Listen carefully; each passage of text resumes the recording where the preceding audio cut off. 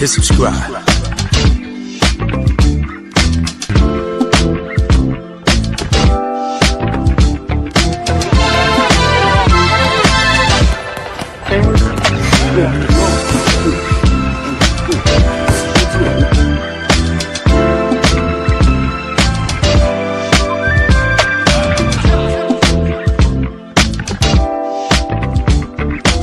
Subscribe to my guy, Uncle D. Tell him Big Bass sent you. Spurling. I'm an attorney here in Houston, Texas, an advocate for black men, largely because I am a black man. I'm a black father. I have black sons. Hey, man, I do what I do.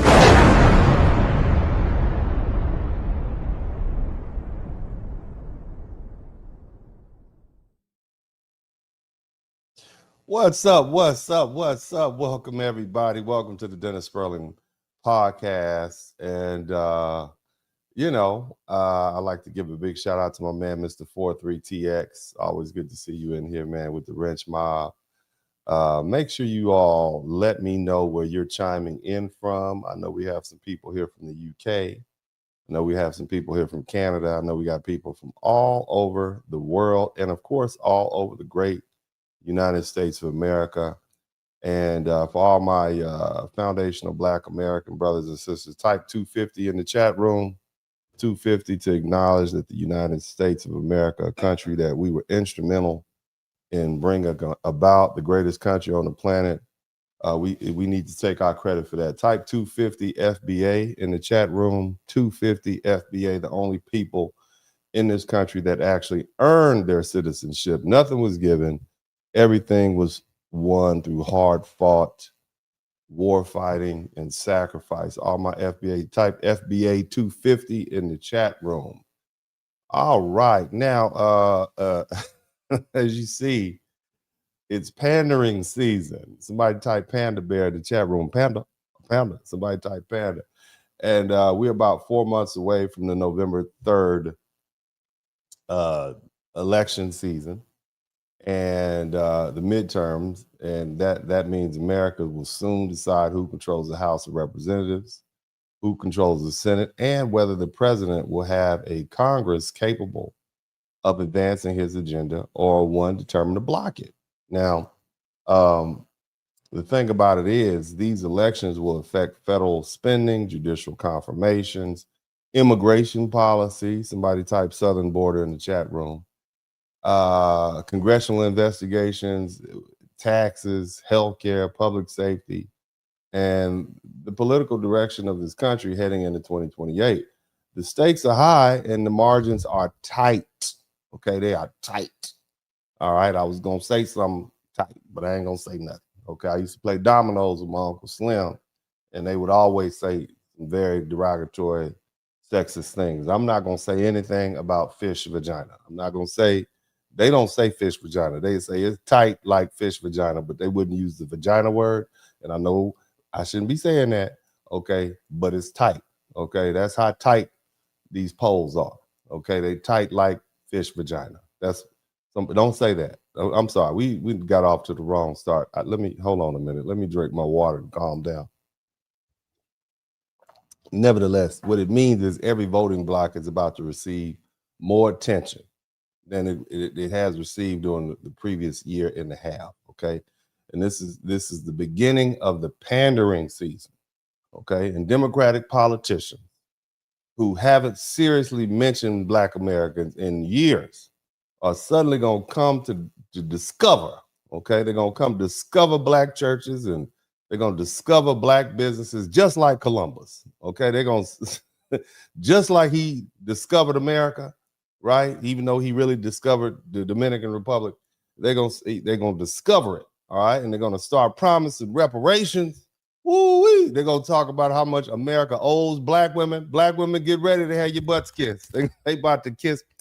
Your buttholes are gonna be chafed. They're gonna be kissing your butt. Black women, they're gonna remind all the Black people how we built this country. That's what they're gonna do. They're gonna do all that. And of course they're gonna tell Black men we need to step up and become better fathers and pull our pants up, right? We know this, right? We know that. Some brothers type pull your pants up in the chat room. They're gonna step up and say, pull your pants up and take care of your kids. That's the whole issue with the Black community. That's jobs be damned. Immigrant unregulated immigration be damned. Is pull your pants up, take care of your kids, and all your problems will be over. That's what they say. But anyway, of course, they're going to be claims of racism. Racism is at an all-time high. That's what they're going to say. It's everywhere. It's like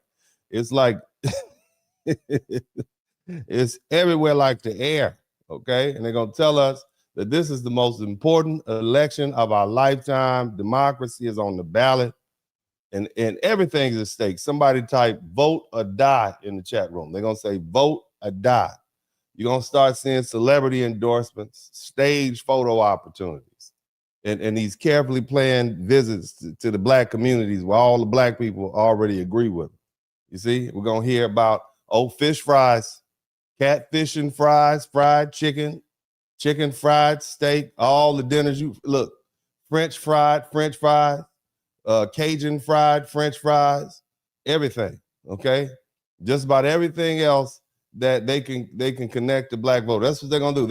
Then suddenly they're gonna rediscover HBCUs, okay? They're gonna talk about civil rights language, criminal justice reform, affordable housing, economic development, every other issue that they believe can perk up the ears of black people and produce some votes. And they're gonna appear in a neighborhood near you, okay? They're gonna be like, they're gonna be everywhere. They're gonna sit in restaurants they never supported before. They're gonna quote historical figures. Phyllis Wheatley said this back in 1735. They barely even understand.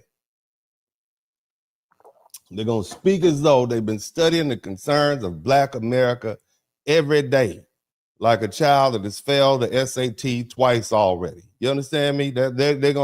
I'm telling you, these campaign operatives, somebody type ops, these ops are gonna produce these carefully tested slogans, and they're gonna have their black surrogates out, as soon as they get them out of jail, for being caught in a hotel again with a man and some cocaine. They're gonna get them all out of jail.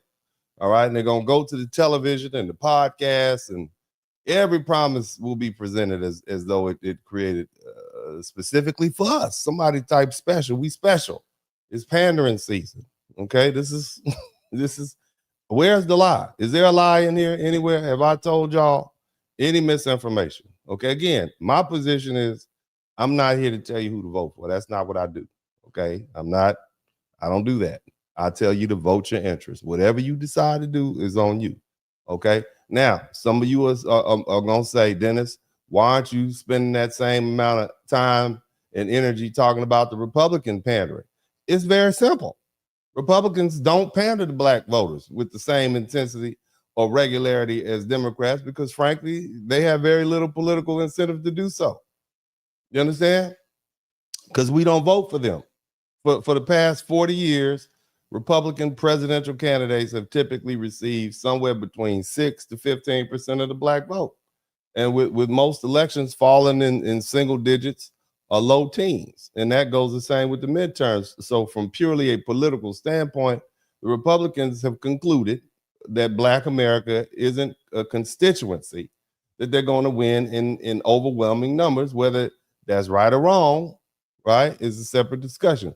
The point is that if a political party expects to lose nearly 9 out of every 10 black votes, it usually isn't going to invest the same amount of time, money, and energy trying to persuade those voters. Okay. Instead, Republicans generally focus on motivating the voters they already have while hoping, to make some incremental gains around the edges. Now, I'm not saying Republicans have never conducted black voter outreach. That's not what I'm saying. They have occasionally, sometimes, a few times, organized black voter programs and recruited black surrogates and appeared at black churches and tried to increase their support among black men. But those efforts have generally been limited, very limited, and inconsistent at best, and far less developed than the Democrat Party's permanent political pandering operation inside the black community. Somebody type catfish in the chat room. Somebody type fried chicken in the chat room. Somebody type chicken plate in the somebody type black church in the chat room. Okay. And Republicans don't normally spend months telling black voters how indispensable they are because history tells them that they aren't going to receive any overwhelming black support anyway. Okay, and with Republicans, the message is usually more direct. This is what we believe. This is what we intend to do.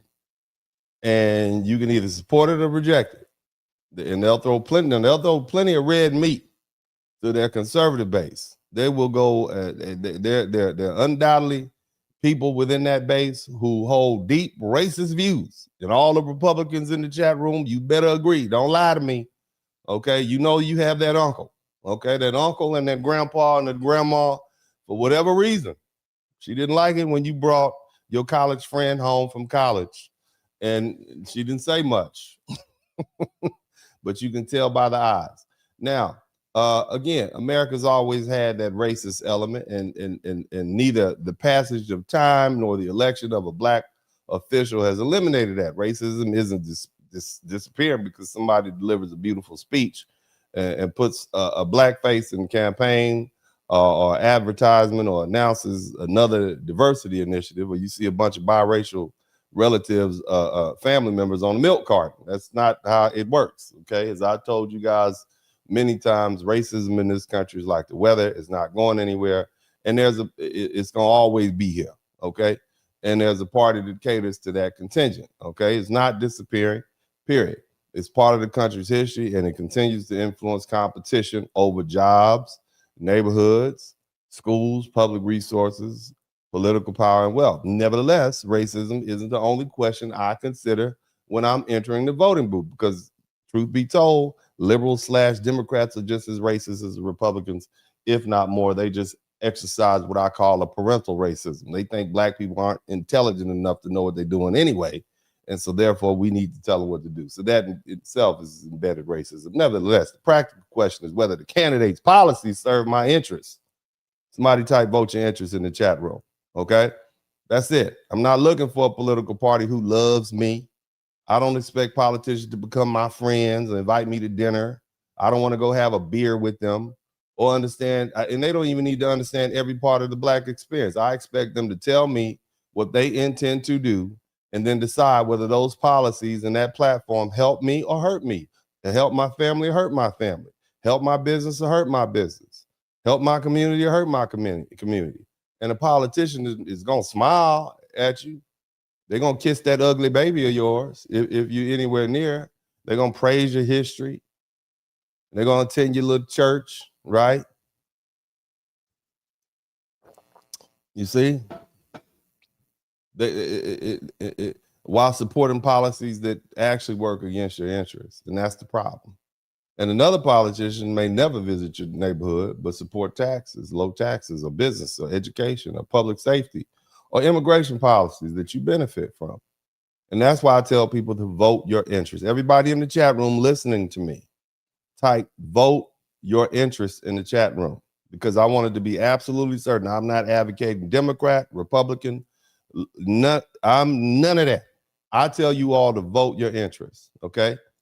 And I vote mine, and you should carefully identify yours and vote your interest. And you know, here's the thing: vote your interest may lead you to a different conclusion than mine. All right, let me give you an example, just so I can drive the point home, because you know, Uncle D is fair and balanced. Somebody type fair and balanced. Okay, I'm not gonna say I invented that slogan, but I like it, so I'm gonna co-opt it. Okay, just like kinder, gentler. Here I am on Al Gore's internet, you know, with all these people watching me. So I want to present my views as fair and balanced. But the bottom line is, if you vote your interest, for instance, if you're a public school teacher protected by a strong union, it may be in your interest to vote for the Democrat candidates who are more likely to support organized labor or collective bargaining and increase public school funding. All right. It would be smart for you to vote Democrat, especially on the local level. If you're a small business employee, or you employ several people, and you're worried about taxes and regulations and energy costs and expense of keeping your doors open, you may decide that the Republican economic policies better serve you. All right? And that doesn't automatically make the teacher a socialist, and it doesn't make the business owner a selfish, racist dude or woman. It means each person is examining how public policy affects the life he or she is actually living. Okay, and that same analysis applies to immigration. If you live near the southern border, all my people down on the border in Texas and Arizona and California and New Mexico, immigration policy isn't an abstract debate taking place on the television. Okay, it affects hospitals, schools, law enforcement. It affects housing. It affects traffic, wages, social security, social services, the daily operation of community. Okay, and if you live in Chicago and New York and Washington, D.C., or another city that has experienced large numbers of recent migrant arrivals, right? In other words, the good governor of Texas decided to bust a bunch of people to Chicago, New York, and Washington, D.C. to spread the pain around. Now you understand, okay? You reasonably ask what those arrivals cost, where the money came from, and whether local residents were forced to compete for limited public resources, okay? And so, in other words, what I'm saying is, if we get another border rush like we had under the Biden program, you can expect that the good our good governor down here is going to ship all those people up north, okay, and back east and out in the Midwest. It doesn't mean that every immigrant is dangerous or every immigrant is responsible for the decisions made by politicians. That's not what I'm saying. It means voters have a right to examine the financial and social consequences of those decisions. If border control is one of your highest priorities, your interests probably align more closely with the party promising stronger enforcement. Okay, in other words, whoever's going to keep the Marine Corps on the southern border and going to keep the Navy patrolling the Gulf of Mexico. I'm sorry, Gulf of America. Somebody type Gulf of America, and in the California coast. Okay, they are letting them have it. And you also probably going to support faster removals, right? More, somebody type ICE in the chat room. Go ahead and put the ICE hotline in the chat room. And also, it's going to be a tighter asylum rules. All right, stay in the first available country. Don't come here. Don't pass up 4 or 5 countries just to come here and ask for asylum. Stay in Mexico. All right, and bottom line is you're going to support the party who's down with fewer illegal entries. And Republicans have generally placed enforcement and restriction at the center of their immigration message, while Democrats have busted doors wide open. Okay, they got a double door and it's wide open. You can run a freight train through there. All right, they have generally supported broader legal pathways and different enforcement priorities. Though there's a disagreement with both parties, elections have consequences. That's the thing we need to understand. And different administrations govern differently on immigration, and voters should stop pretending those differences don't exist. And the same rule applies to every other major issue. If baby deletion is your leading concern, you got to vote based on that. If gun rights are your priority, you have to examine the candidate's records. If your greatest concern is health care or union protection, taxes, crime, education, immigration, religious liberty, or the cost of operating a business, determine which policies serve you best. Don't allow your pastor to do it. Hallelujah. Okay? Don't allow your favorite celebrity to do it, or your political commentator, or your fraternity brother. 06. Okay? Or your sorority sister, or your family member. You understand? Don't let anybody do any thinking for you. I don't vote based on which party says the nicest things to me, about me, or to black people in general. Compliments don't pay the bills, or lower taxes, or secure neighborhoods, or educate my children, or protect businesses, or a generational wealth. I don't assume that every Republican is my enemy, or that every Democrat is smiling in my face is my friend. And that kind of thinking turns citizens into political property.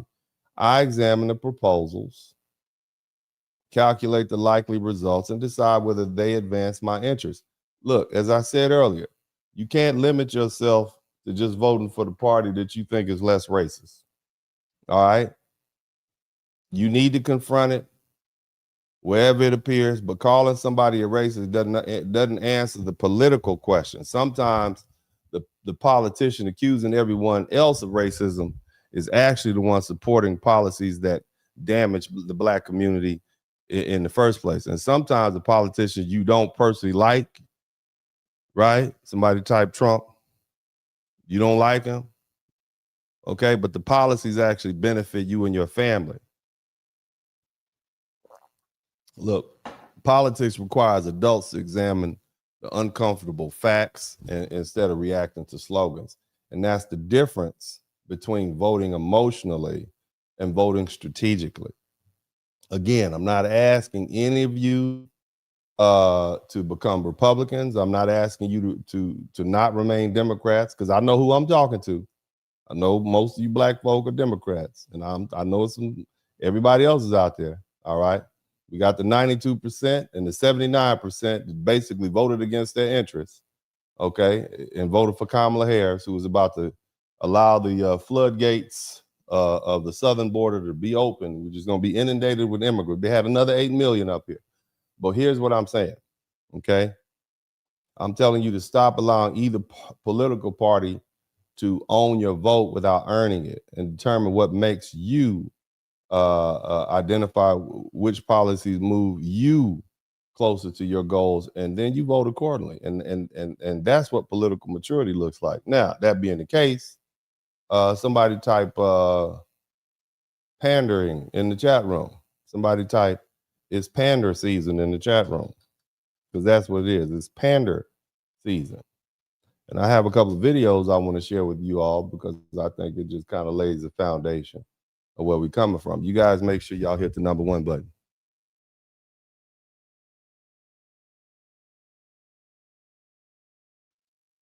All right. So let's go ahead and get these videos playing. You guys hit the #1 button, and we will continue here. I got a couple of videos. Shout out to everybody in the chat room. And as I always say, if you learn something, I should earn something. But the most important thing is I need you all to do for me is hit the subscribe button. If you haven't hit the subscribe button now, hit the subscribe button now. Don't play me. Don't do me dirty. Okay? Let's not be like that to each other. You can hit the subscribe button. It's free. I know you don't have money. Eggs are high. Gas is high. Okay?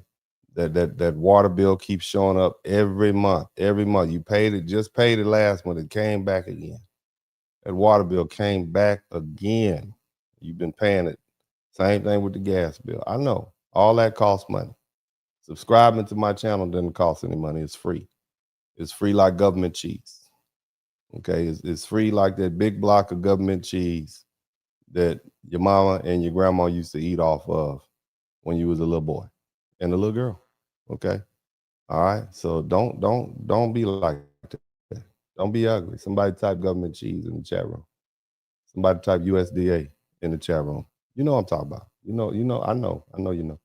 But anyway, let's go ahead and take a look at a couple of these videos. Y'all hit the #1 button. Let's keep it cracking.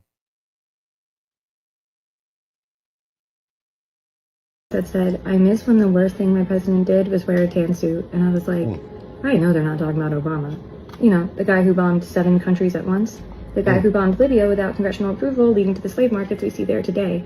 The guy who between 2009 and 2016 sent Israel $20 billion and promised before leaving office in 2016 another $30 billion over the next 10 years. Now, I know she's talking real fast, okay? I know she's talking fast, and I know you all can't hear. I barely can hear it too. But let's just be honest with each other. We know the only reason you're looking at her, okay, because, I mean, how many of y'all are paying attention to what she says? I'm going to tell you what she says, okay?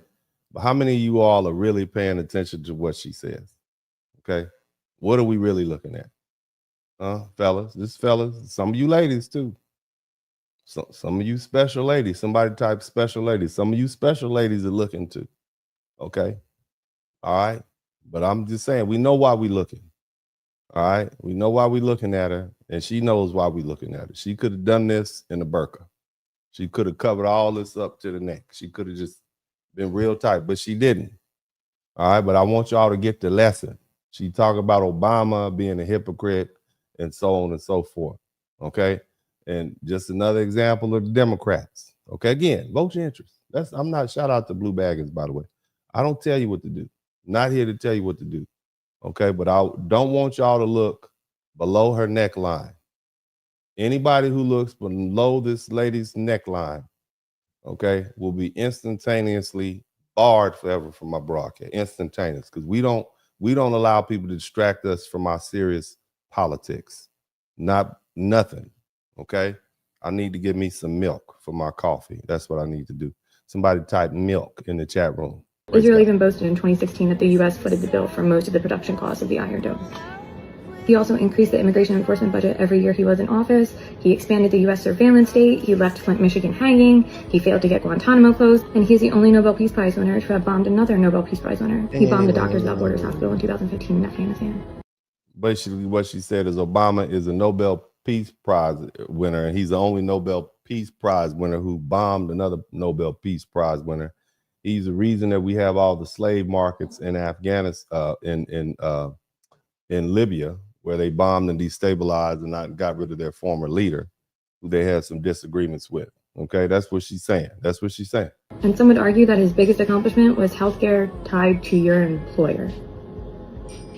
And if you're thinking, so what? The man built a shrine to himself. Well, the construction of the Obama Center raised local rents, further pushing out black residents, the people that got him where he needed to be. Barack Obama is simply a war criminal with very good PR, very good style, and a good taste in music. And I'll be the first one to admit, I drank the Obama Kool-Aid for a very long time. Then my frontal lobe developed. This black faces in high places thing shouldn't be fooling anyone anymore. Okay. It is certainly not fooling me. Anyway. Okay, all right. She said she's in one of the many cameras I pass every day. I call it surveillance state of mind. Surveillance He's state a of worker mind. now. Very The other day I saw a post. All right, she just talked too fast. She's talking too fast. But she made some good points. She basically pointed out how the Democrats always try to make it seem like the Republicans are the bad guys, but the Democrats do their own fair share of dirt also. That's what she said. Okay. That's what I gathered from her post, her video.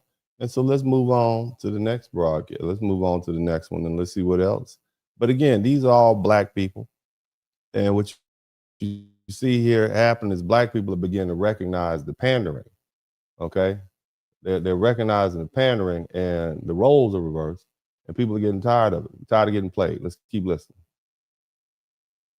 To you about the 14th Amendment and birthright citizenship. I could go to her page and watch the rest of that damn video. I'm not back to play that long ass rant of bullshit. I usually try to be respectful to my elders. I just want y'all to know this little lady right here is one of my favorites. She has been letting them have it for at least 2 years.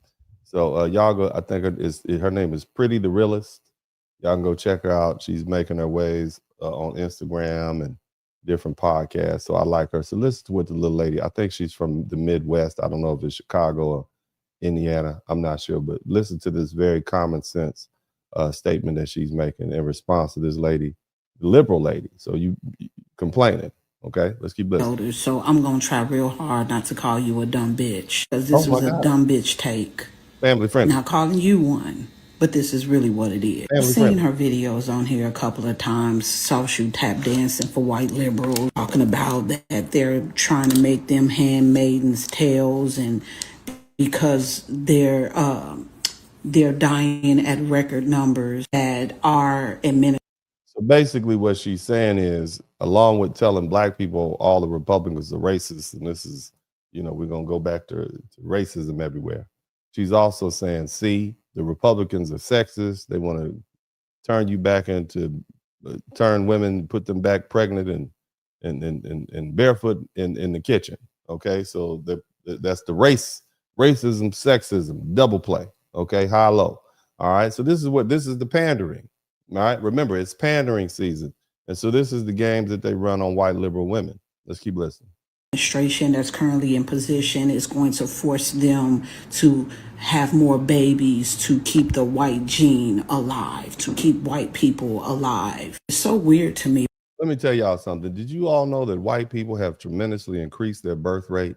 And by 2028, they're going to have the highest percentage of births per capita. White people have turned it around. Shout out to all the white people. White dudes, y'all have done it. Okay, this is a recent stat. I'm gonna do a broadcast about white. Like y'all turn that ship around immediately. Y'all got them back in the kitchen, barefoot and pregnant. How did you do it? Y'all should write a book. How did the white men have got these women by 2028? They're gonna have the highest percentage of births. They're gonna have the highest percentage of births of any per capita of any other group. That is amazing to me. You understand what I'm saying? That is, they just turn that thing right around. Baby deletions be damned. You see? So let's keep going. Because you're soft shoe tap dancing for the same women who told our women. Because see, me and you, well, I don't know how old you are. I'm quite sure that you're not childbearing age. And I'm not trying to have none right now. We're okay with telling our women it's okay for you to take your kids out. Just go ahead and let them suck it out of your body. And we'll just go ahead and just call it, reproductive rights. Why are you so concerned about birthright citizenship?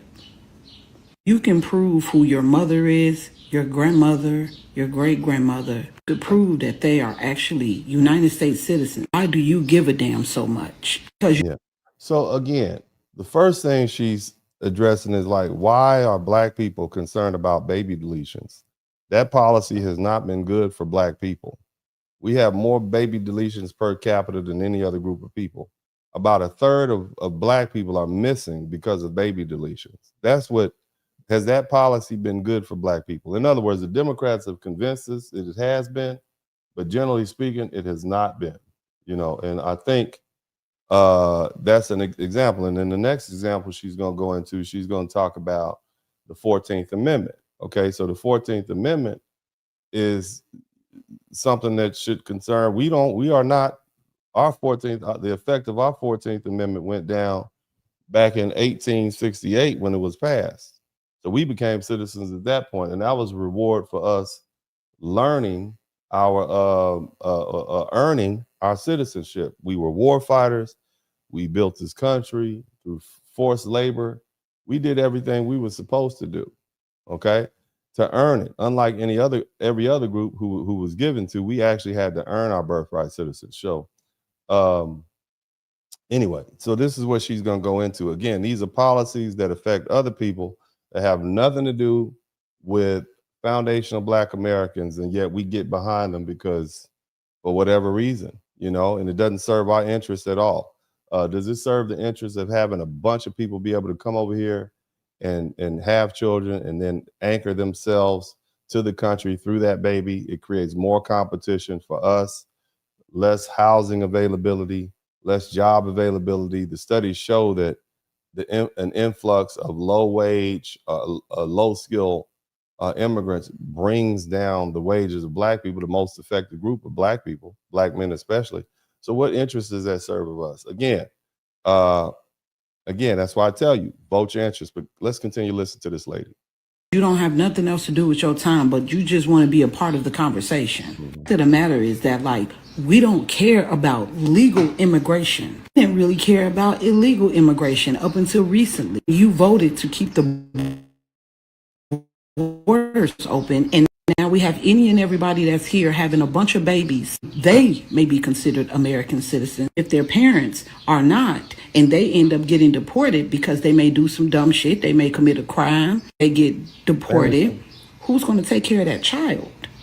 Where's that child going to go? The thing is that Democrats made birthright citizenship so messy, it does come off as being discrimination. Truthfully, it should be more safer for a child to be born to an American citizen and not somebody who came over here illegally. Somebody who remains illegal, don't even care to even learn to speak the language. Getting all of the benefits that American citizens deserve to get because they drop a baby off in America. Go to any other country, that's not going to happen. You're going to fill out a whole bunch of paperwork.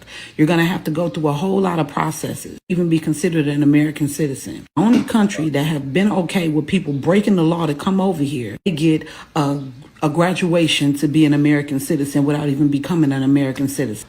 Then you have the nerve to speak about the ancestors, talk about them, because it's obvious that you're not doing them any.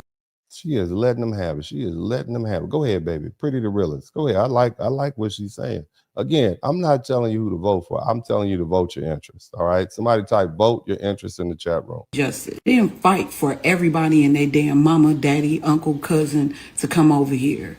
Or for us to be considered citizens, not everybody else. The thing that they died and fought for is being used by everybody else but us.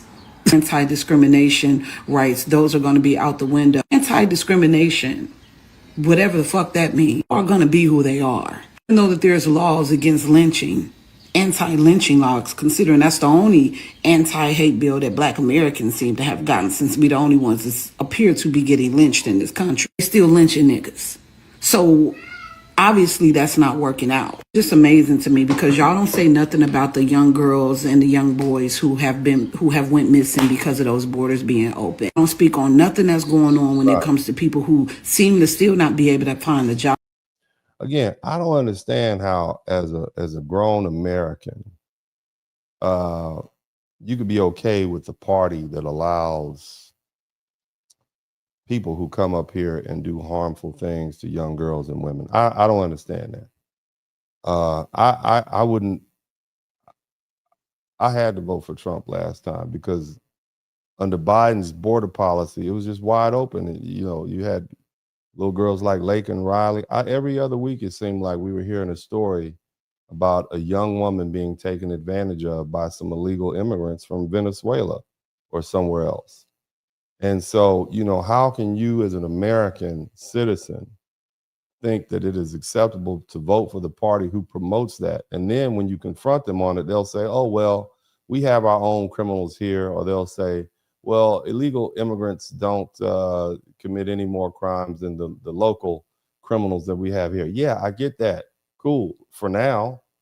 But if you keep opening the floodgates up, clearly they're going to be a higher percentage of people doing bad things, people from overseas and other countries doing bad things to American individuals. It just, the numbers dictate that. You see, the numbers dictate that. So, you know, I just couldn't do it. I could not vote for a Democrat. I had to vote for Trump because he was the only one promising to shut the border down.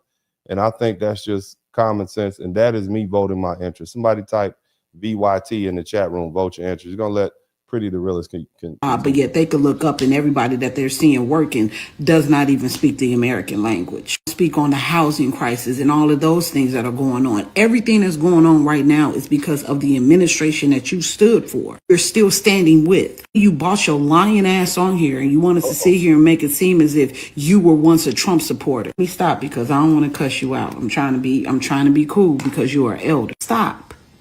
You women are part of the problem. I swear y'all are. The same type of women who will probably sit by and let somebody in your family get molested by someone that you know or a family member because it's bad for your image. You won't say nothing about it. That's exactly what's happening with America. We're being molested along the side, talking about it instead of doing anything about it. Yeah. You don't stand for us. You don't stand for our ancestors. You don't stand for our country. So don't talk about us.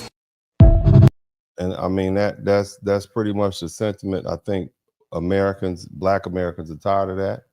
And, you know, we recognize that a lot of Black people who just show up out of nowhere, they're basically used by the Democrat Party to pander to Black people, and it's not going to work anymore.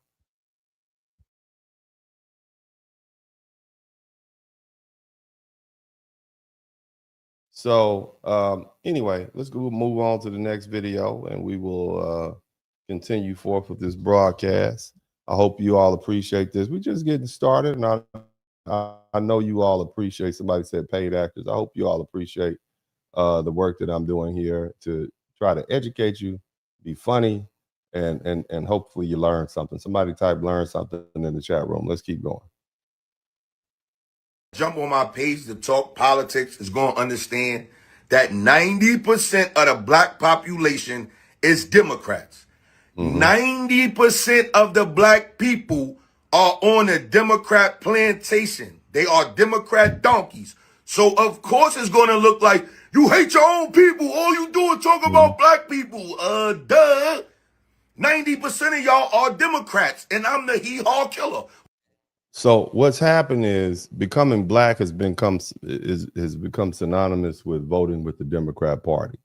It's a racial identity. It's the biggest trick that any political party has ever played on black people in this country. We have become, you are not authentically black. You are not down with black people unless you absolutely vote Democrat across the board. And so that is a psychological mind trick that they played on black people. They send people to your neighborhood, they eat your fried chicken, you know, they help you clean your chitlins, they wash their greens in the tub, right? And because of that, you think, oh, these people identify with me, so they must be down for me. And it's all a lie. You've been lied to. And I know nobody else is willing to tell you that, black people. The Democrat Party has lied to you. They don't like you. If they liked you, they would stop putting everybody else in front of you. They don't like you. You understand? And I know it's hard to hear, okay, because your grandma was a Democrat, your granddaddy was a Democrat, your mama was a Democrat, everybody's a Democrat, but they don't like you. If you know a person likes you by the things they do for you, what have they done for you? They've given you degeneracy, right? They've sold it in the black community as authentically black. They've stripped your communities of the resources that you need. They filled it up with people from overseas who don't like you either. I'm just saying, I'm not saying vote Republican. I'm saying vote your interests. Now, this is our fault because we've been blindly loyal to these people for 40, 60 years, whatever. All right, but they don't like you. And it's not being boule or a sellout for telling you that somebody don't like you. They don't like you. If they liked you, they would have treated you better. Have the Democrats treated you well? Some black people get a few set aside. You got a little contract, little government set aside, a little affirmative action. Most black people don't get anything. You see? It seems like the loudest mouths are the ones who get the most free stuff. But the average black person does not derive any benefit from the policies of the Democrat Party, especially successful black people. All you do is pay high taxes and try not to get shot in your black community because they don't want any police. Let this brother finish. Whoa, whoa, whoa, whoa, yeah! Finish. Yeah, that's me. All the W.E.B. Du Bois, all of that Al Sharptons and the Kamalas and the Jasmine Crockett's and all the liars, the D.L. Hewleys, the Roland Martins, they all Democrat donkeys. No, I don't like them. I don't give a fuck they black. And I gotta just start telling y'all why. Are Democrat donkeys. Hold on, I apologize. They cussing a lot. They are angry with the politics. Somebody type angry politics in the chat. It's a lot of profanity this morning, okay, or this evening, wherever you are. Somebody type family friendly.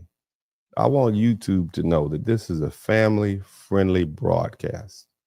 Okay, we don't have all that profanity here. Family-friendly. And if you say family-friendly enough, then YouTube will continue to monetize this channel because as long as they out here using these MFs and SOBs and BITC H's and all that, then they're going to try to demonetize my channel. And I don't want that. Okay? I don't want that because y'all, I'm just saying, y'all ain't gonna help me pay for my coffee. Okay, my little Starbucks cup of coffee.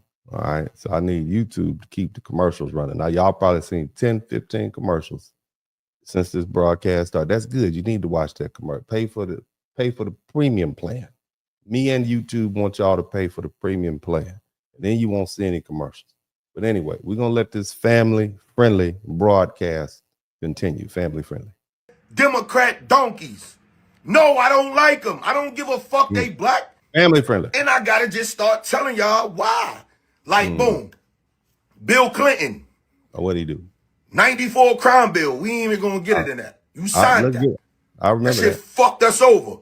Family the friendly. Black people. You knew it because you apologized for it. You said that was one of the worst things you ever did. Was sign the 94 crime bill. It was bad. Next thing you did. You denied Farrakhan ability to take care of the black community. You said you stopped it because of the sanctions on Libya and the terrorists. So you blocked it. I remember that. These are the things. That's why I don't fuck with this side. You Family blocked friendly. $1 billion that was going to come to the black community, right? Then Obama, What do you do? you gets in. You denounce Farrakhan. No Even though go. they got- Look, I want you to understand that Barack Obama went and begged Farrakhan for his approval, okay, while he was running for senator of Illinois, okay, or I don't know if it was a congressional seat or senator. Begged the man for his approval, right? And then Farrakhan, all those years, never showed anybody this photograph, pretend like he didn't know him, just so he could get elected. Isn't that something? Old slick Barack Obama. You understand what I'm saying? I just want you to think about how slick he is. All right, but you know, but anyway, then he denounced him after he used him. All right, let's keep listening. He understood it. Go ahead, do your thing. You denounce Farrakhan. What did you turn around and do to Gaddafi? You know what I'm saying? All this is Democrat donkey shit. The same guy who, under your administration, FBI raided the bounty on the side of Shakur. Same thing, under your administration. You let them indict Jesse Jackson Jr. Yep. You could have pulled strings, the same strings that Trump pulled to get Mayor. I want you to understand. Remember, y'all remember when Jesse Jackson had those choice words for Barack Obama? You remember that? And then Barack Obama has the nerve to show up at Jesse Jackson's funeral. And you saw Jesse Jackson Jr. said, "We're not going to turn this into politics." You sat yourself there after you indicted me. You got the nerve to come to my daddy's funeral, right? And sit your sad self in the front seat, front row, smiling and kikiing and cockeying like we friends. Under your Department of Justice, they indicted Jesse Jackson. I want you to think about that. Just think about the nerve. I'd have had the ushers put him out. Mr. President, you in the Secret Service, you got to go. Go on, get on up out here. Y'all got to go. No, you're not welcome here. No, I'd have got the drunk uncle to go down there. Man, we need to get you up out of here, man. No. My brother didn't want you here, man. You got to go, man. No, come on now. I'd have got Pookie and them. Get him on out of here. That's why you need your Pookie, man. You got to get on out. Go on to your cars. Get on out of here. He'd had to get up out of here. President, the story would have been all on TikTok. Jesse Jackson Jr. puts Barack Obama out of his Jesse Jackson's funeral. You got to go, man. Chris Tucker, tell him to get up out of here, man. Put me in, indict me, man. He got out of there. You ain't coming to my funeral. You won't be at my daddy's funeral. But anyway, let's keep listening. Adams out of that shit. You could have pulled strings, but you didn't. You ain't pardoned Jack Johnson. Simple shit. Yeah. You could have pardoned him, but you know who did? Trump. This is all the sucker shit of the Democrat donkeys and the black people that's on the Democrat donkey side. Look, man, I'm gonna tell you something, man. Trump is the president that I thought Barack Obama was gonna be. Okay, if we just strip the color away and we look at all the stuff that Trump did, okay. I mean, the most controversial thing that Barack Obama did was wear a tan suit. Now let's think about Trump. He in there talking about grabbing people by the coochie. He getting sex charges. He got a side chick. He got 3 baby mamas. Let me see what else, man. Breaking laws everywhere. He just poor English. Just English is horrible. You see what I mean? He like gold on all this stuff, man. He does everything that we thought a black president would do. If Barack Obama was doing the stuff that Trump was doing, nobody would be surprised. Like, well, he's black. This is who we elected. Trump is the most ignorant black. I mean, he's not even black. He's straight. He's the N-word. I'm just put it out there. Trump is every stereotypical N-word. He eat McDonald's every day. You know what I'm saying? He do what he want to. He always talking about a party. The man literally tore down half the White House so he can put up a ballroom so he can have better party. The man had UFC MMA fight on the front lawn. Doesn't that sound like some ignorant black dude to do if he got power?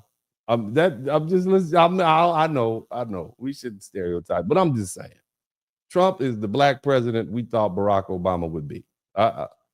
Y'all can argue with me if you want to. You can argue with me if you want to, but I'm just saying that's how I feel. Let's keep going. Y'all think I be bugging. Y'all just don't be paying attention. Y'all just say regurgitated shit that y'all heard over the years. But I'm giving you of why I don't like them, and it's documented facts of why I don't like them. Ghetto gospel. Shout out to Gospel Ghetto Gospel. Fair use. But anyway, so black people are beginning to push back on this Democratic plantation. They're not really feeling this thing anymore. You see? And of course, you guys know Stephen A. Smith, and I'll let this play right here. You check this out. This is what he said. One election that every black person would vote Republican. What? How can you say that? I said, it's simple. Since 1964, the black folks, we have been giving our vote to the Democratic Party at an exorbitant rate. Okay. Therefore, they know they got our vote, and they don't have to cater to us as much as we need them to. The Republicans know they'll never get our vote, so they don't give a damn about us.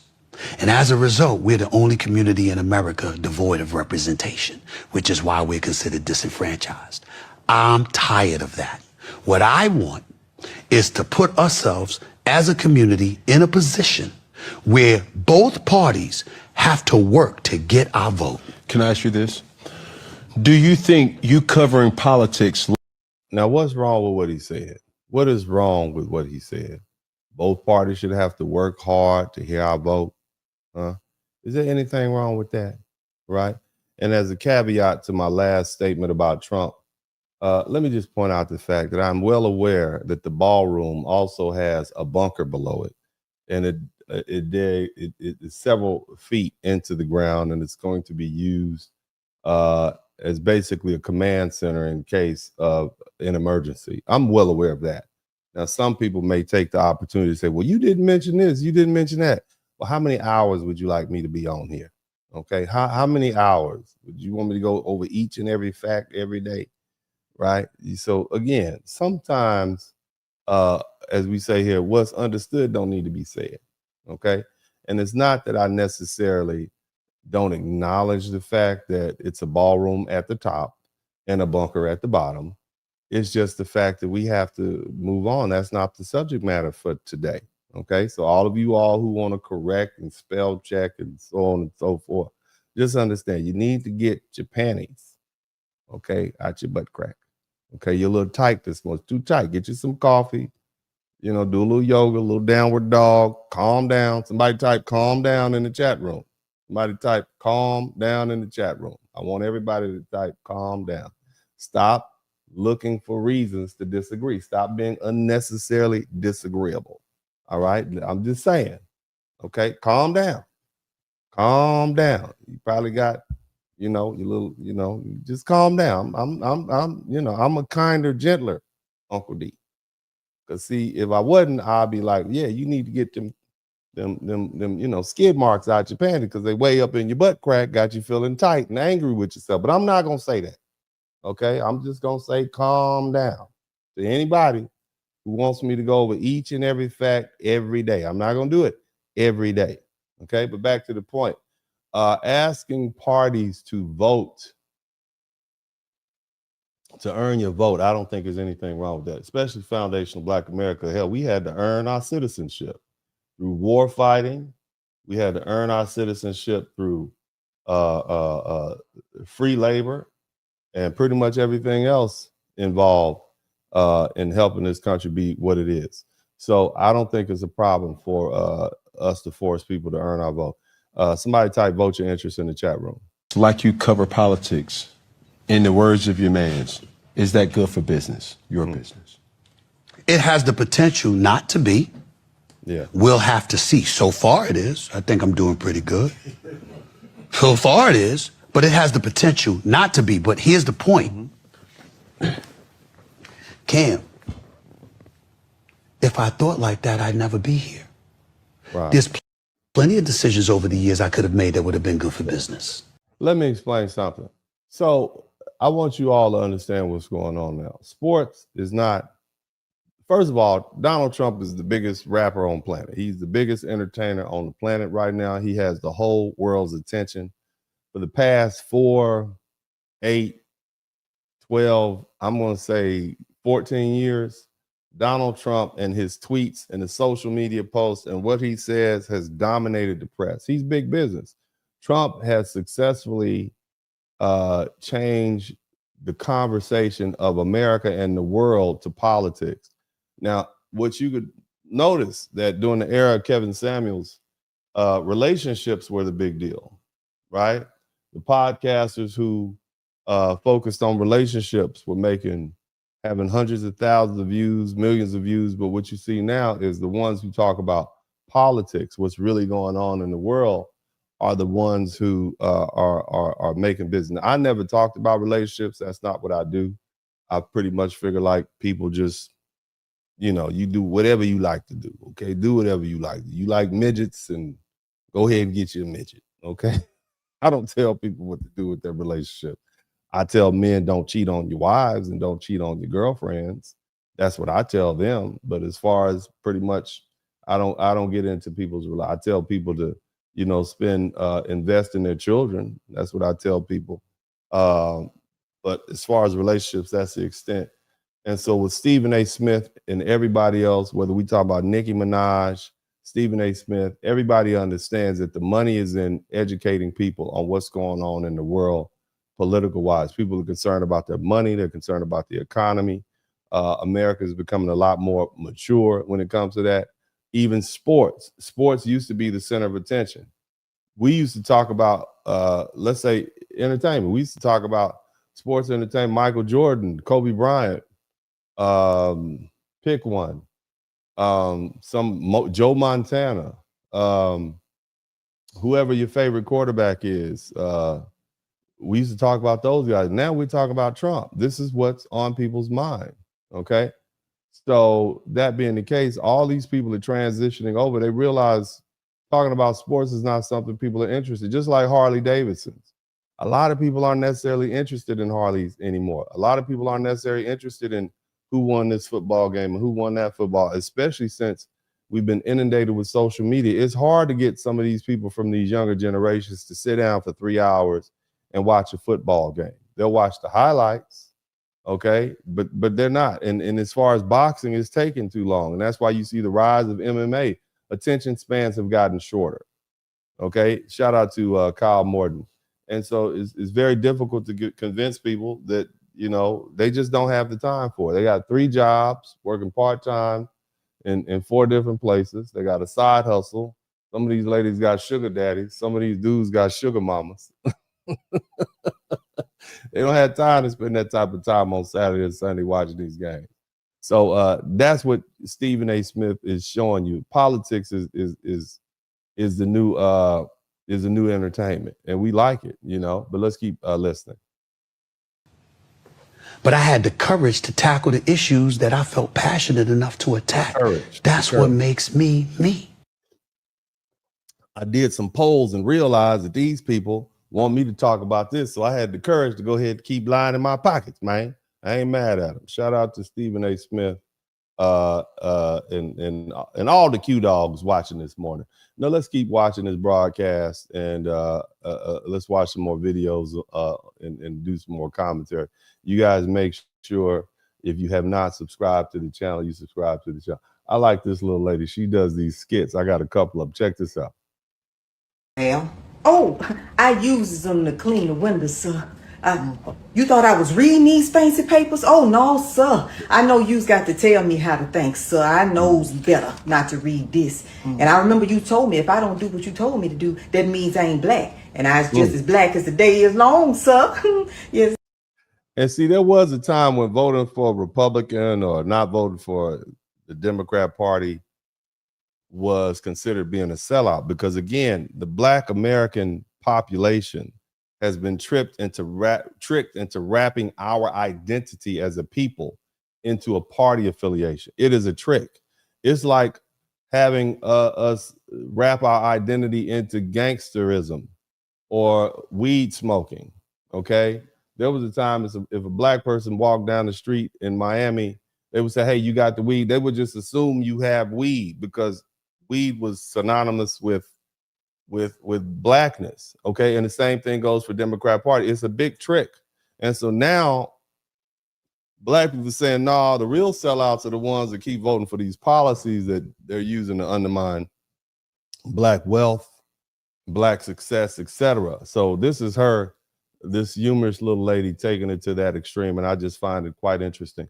You all keep listening, but that's the context. Indeed. You've been using them words we taught you. Oh, yes, sir. I uses them words loud, proud, and strong. Anytime one of them highfalutin Negroes come around here telling me to read some kind of fancy paper for myself, I calls them coon and bootlickers. I sure do, sir. And the rest of them around this plantation, they've been saying another word. They said sellout. I know you ain't teach it to me, sir, but it sounded awful fancy, so I decided to use it for myself. Yeah, somebody type boom, bootlicker, what do they call it? Coon, bootlicker, boule, seller. Type those words in the chat room. I'm gonna show you just how much effect they have. Somebody type those words. Everybody type boule, coon, sellout. Type those words in the chat room. Go ahead and type it. Okay, I see it coming up. All right. Now, again, does that affect your 401k? Somebody calling you a sellout. Does somebody calling you boule stop you from being able to pay for your child's school tuition? Okay. Does that stop you from being able to them calling you a house Negro, right? Because of the party you choose to vote for? Does that stop you from ordering the supplies for your business? You see what I'm saying? But again, this is a trick, and black people are growing out of that trick. We are maturing past that trick. It's not going to work anymore. And I predict that over the next 20, 30 years, you're going to have a lot more people, black people, voting their interests, which is going to translate to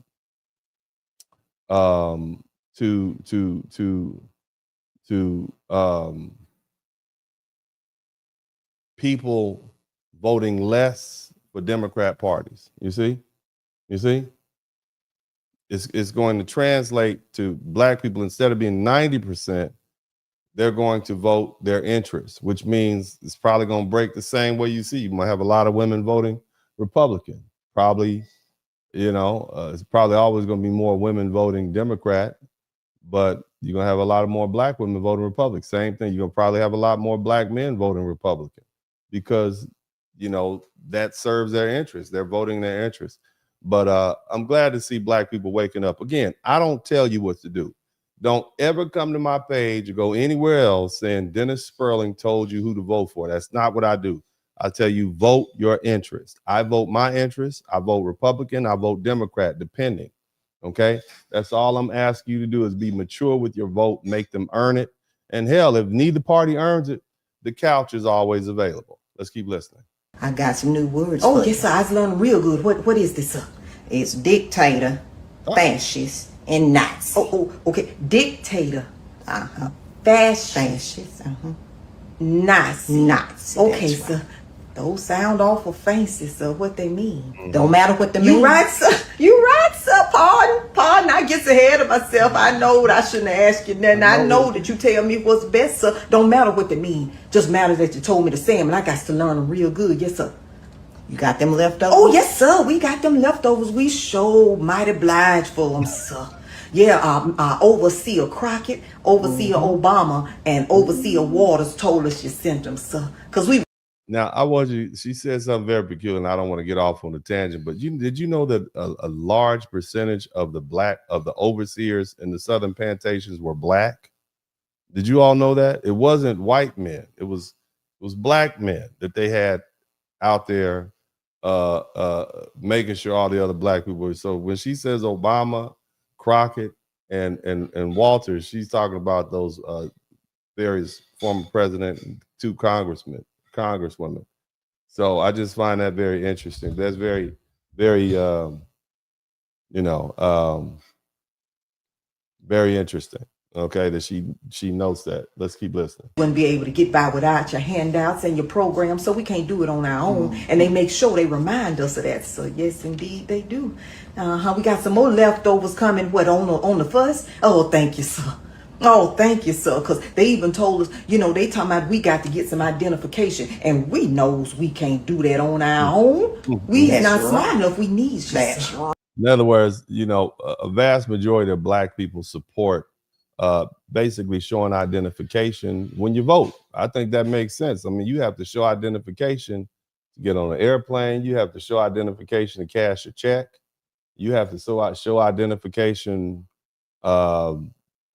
pretty much at the bank. So why not force people to show identification when they're voting? You see, I think that's very important.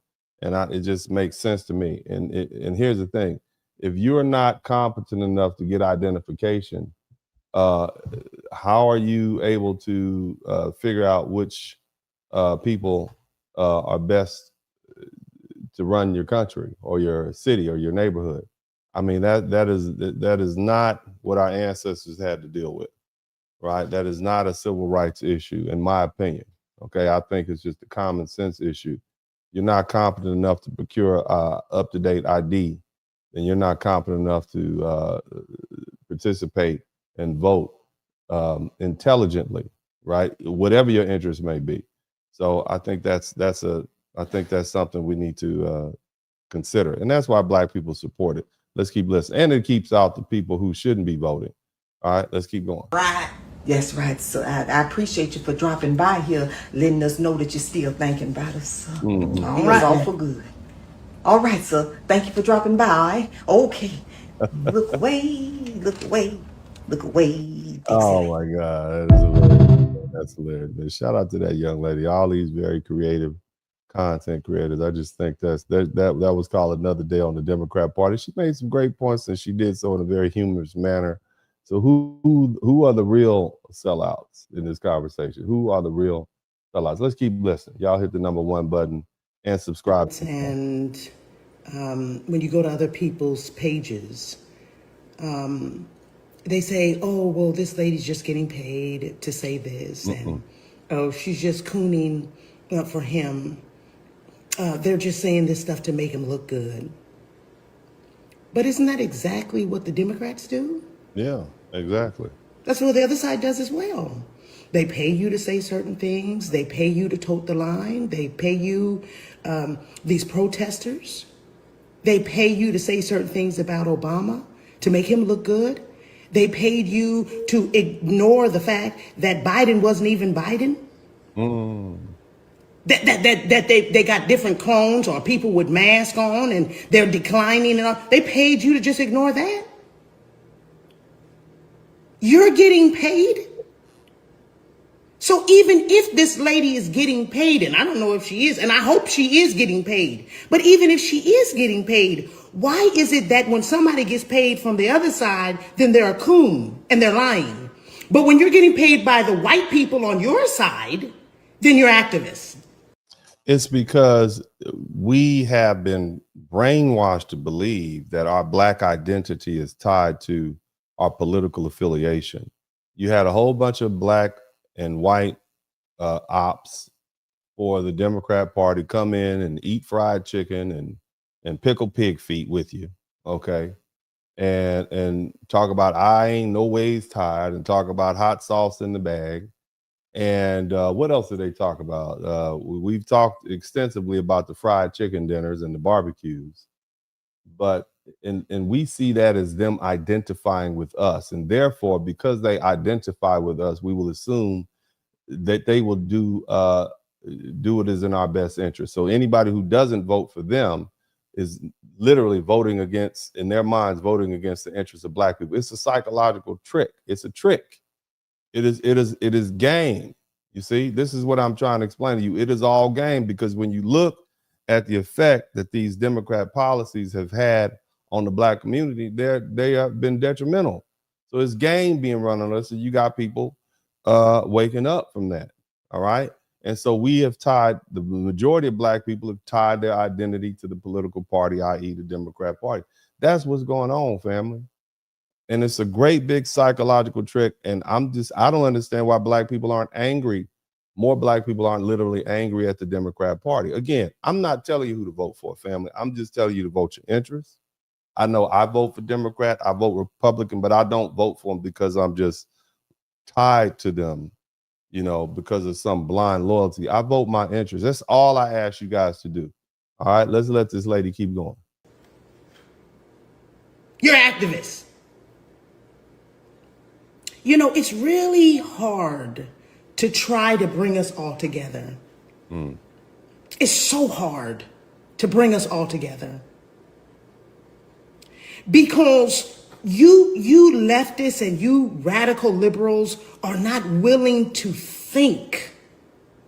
You won't think. You're not willing to just stop for a second, get out of your emotions for just a minute, get out of the rhetoric for just a minute, and just think about what you're saying. Just think about it. I'm telling you, you guys are going to be left behind, and it's going to be a sad, sad day. Because I'm going to get up and walk the fuck away from you like I'd never known your ass. Family friendly. I'm doing everything I can in my power to try to bring us together. But you guys are some of the most hard-headedest motherfuckers on this planet. Samuel L. We got real problems going on. People again, this is a family-friendly broadcast. Every time y'all hear a cuss word, I need y'all to type family friendly in the chat room, okay? Because we need to make sure this stays monetized, all right? And if you hear them give me that MF, or y'all type Samuel L in the chat room. Let's keep going. Samuel L. Samuel L. Eating babies and shit, and y'all over here talking about this lady is a coon because she got paid. If she got paid. This lady is a black grandmother at the White House standing next to the biggest power of the world, the president of the United States. He done sent somebody over there to talk to her about the murder of her grandchild. And I ain't seen not one of y'all go over there to Chicago and talk to anybody about their grandchildren getting killed, you fucking hypocrite. Okay, she's getting a little carried away, but y'all just bear with me. Basically, she's explaining that this lady grandson got shot in Washington, D.C. And Trump sent somebody over there to talk to him about it and, you know, hear her story and just hear her out. And that's part of the reason they came through with the home rule and cleared out all those hooligans with the shenanigans with the going on in D.C. with the National Guard. I'm happy they did it. I know it's, you know, I know it's anti-black to be anti-criminal these days. I don't know how that happened. I don't know how in the hell that happened. But that's what Trump did. And you had all those Democrats say, oh, he's just targeting black. No, he's targeting criminals. And I don't see a problem with that. Okay, we just take off our blinders and put on our common sense hats. Do you want to live around black people? I'm just talking to black people only. Okay, somebody type FBA 250 in the chat room. I'm just talking to black people. Do you want to live around drug dealing, weed smoking, shooting, killing, robbing, pants sagging, hooligan, making the neighborhood unsafe dudes? Or would you like law enforcement to come run them up out of there so your kids can play in the front yard without fear of getting shot? I'm just going to put that out there. To me, okay, hypothetically, to me, if confronted with that question, I would like to have a safe neighborhood. Because see, 9 times out of 10, I'm sorry, 99.99, 98 times, 93 times out of 10, it's a black person unaliving another black person. And largely that's black men unaliving other black men. So me personally, as a black man, having 3 young black men that I'm raising, okay, I would prefer that my sons live in a safe community because more likely than not, they're going to be targeted by other young black men. So if the federal government will run those people out of here, that would make my life easier because that means I wouldn't have to worry about my children being shot and killed or hurt or attacked or robbed by somebody else that looks like them. I'm just saying, to me, To me, maybe it's just me. Maybe I'm too extreme because I want to live in a safe community where I pay property taxes. I don't want to have to be riding around looking over my shoulder because you got a bunch of crazy young dudes out here who's mad at the world because they mad at their mama and daddy because of how they were raised. And so they want to lash out and take it out on the world because they're unhappy with their life. It had nothing to do with me. Okay. Bottom line is, I think it's in the interest of Black people to be a little bit more firm as it comes to law enforcement, humbly speaking. And what this lady did was, what Donald Trump sent somebody to her home, talk about the death of her son in DC, and she went and came and spoke on his behalf. There's no indication that she received any money. But see, again, the knee-jerk reaction from a certain crowd is that anybody who speaks up on behalf of the Republican Party or the Conservative Party, hell, it could be a Green Party, everybody's a sellout, because in their mind, we have been brainwashed over the past 60 years to identify Democrat Party politics with Blackness. You understand what I'm saying? That's the mind trick. Even as degenerate as the Democrat Party has become, all these things that they have nothing to do with us. We have been, I mean, it's I don't even know how we got associated with some of these other organizations in their movement. We don't have anything to do with that. Okay. Love who you love. I get that. But leave the kids alone. Okay. That's all I'm saying. And Black people know we're not down with that. We church going people largely. How could you be associated with that? But either way, that's the party we in with. All right. But let's keep listening. Keep on listening.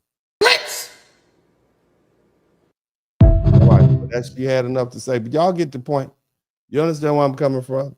And I think we all understand where each other's coming from. So the narrative is changing.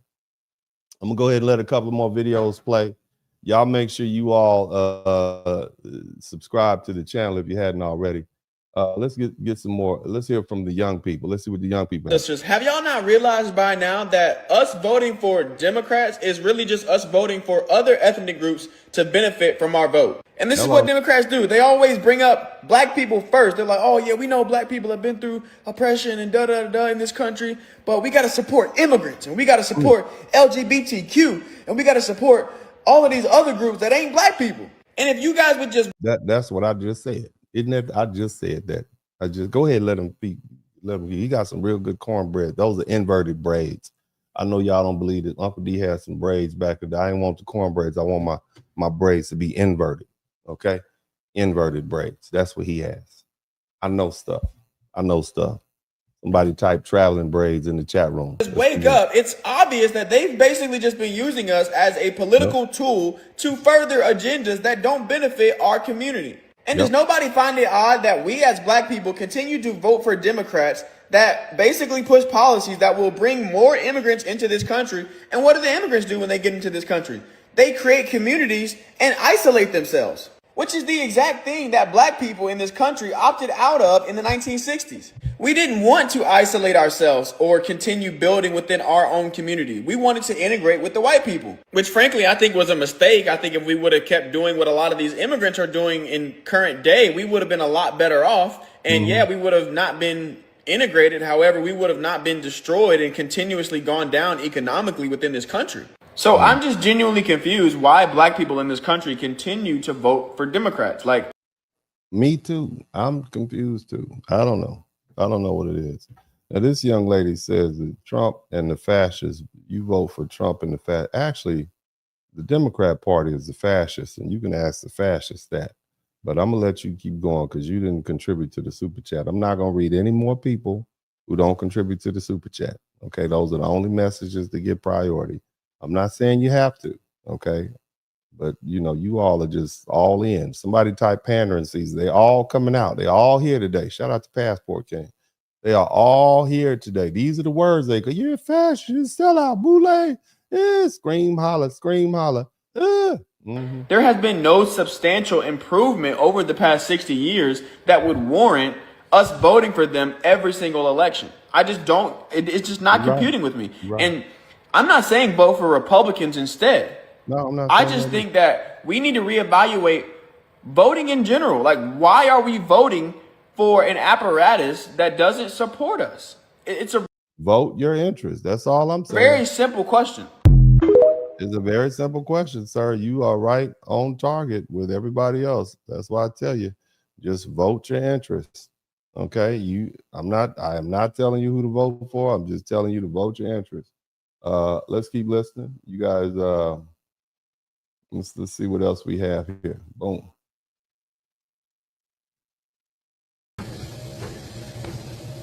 Is the only major thing that Obama did while he was in office. So what it says is, this is a young lady who says Obama did more for the LGBT community than he did for the blacks. F Obama and his husband. Oh my God, that's rough. F who don't like it. Those two men were sent to destroy black culture and emasculate black men. Now, we are not going to disrespect Michelle Obama in any way.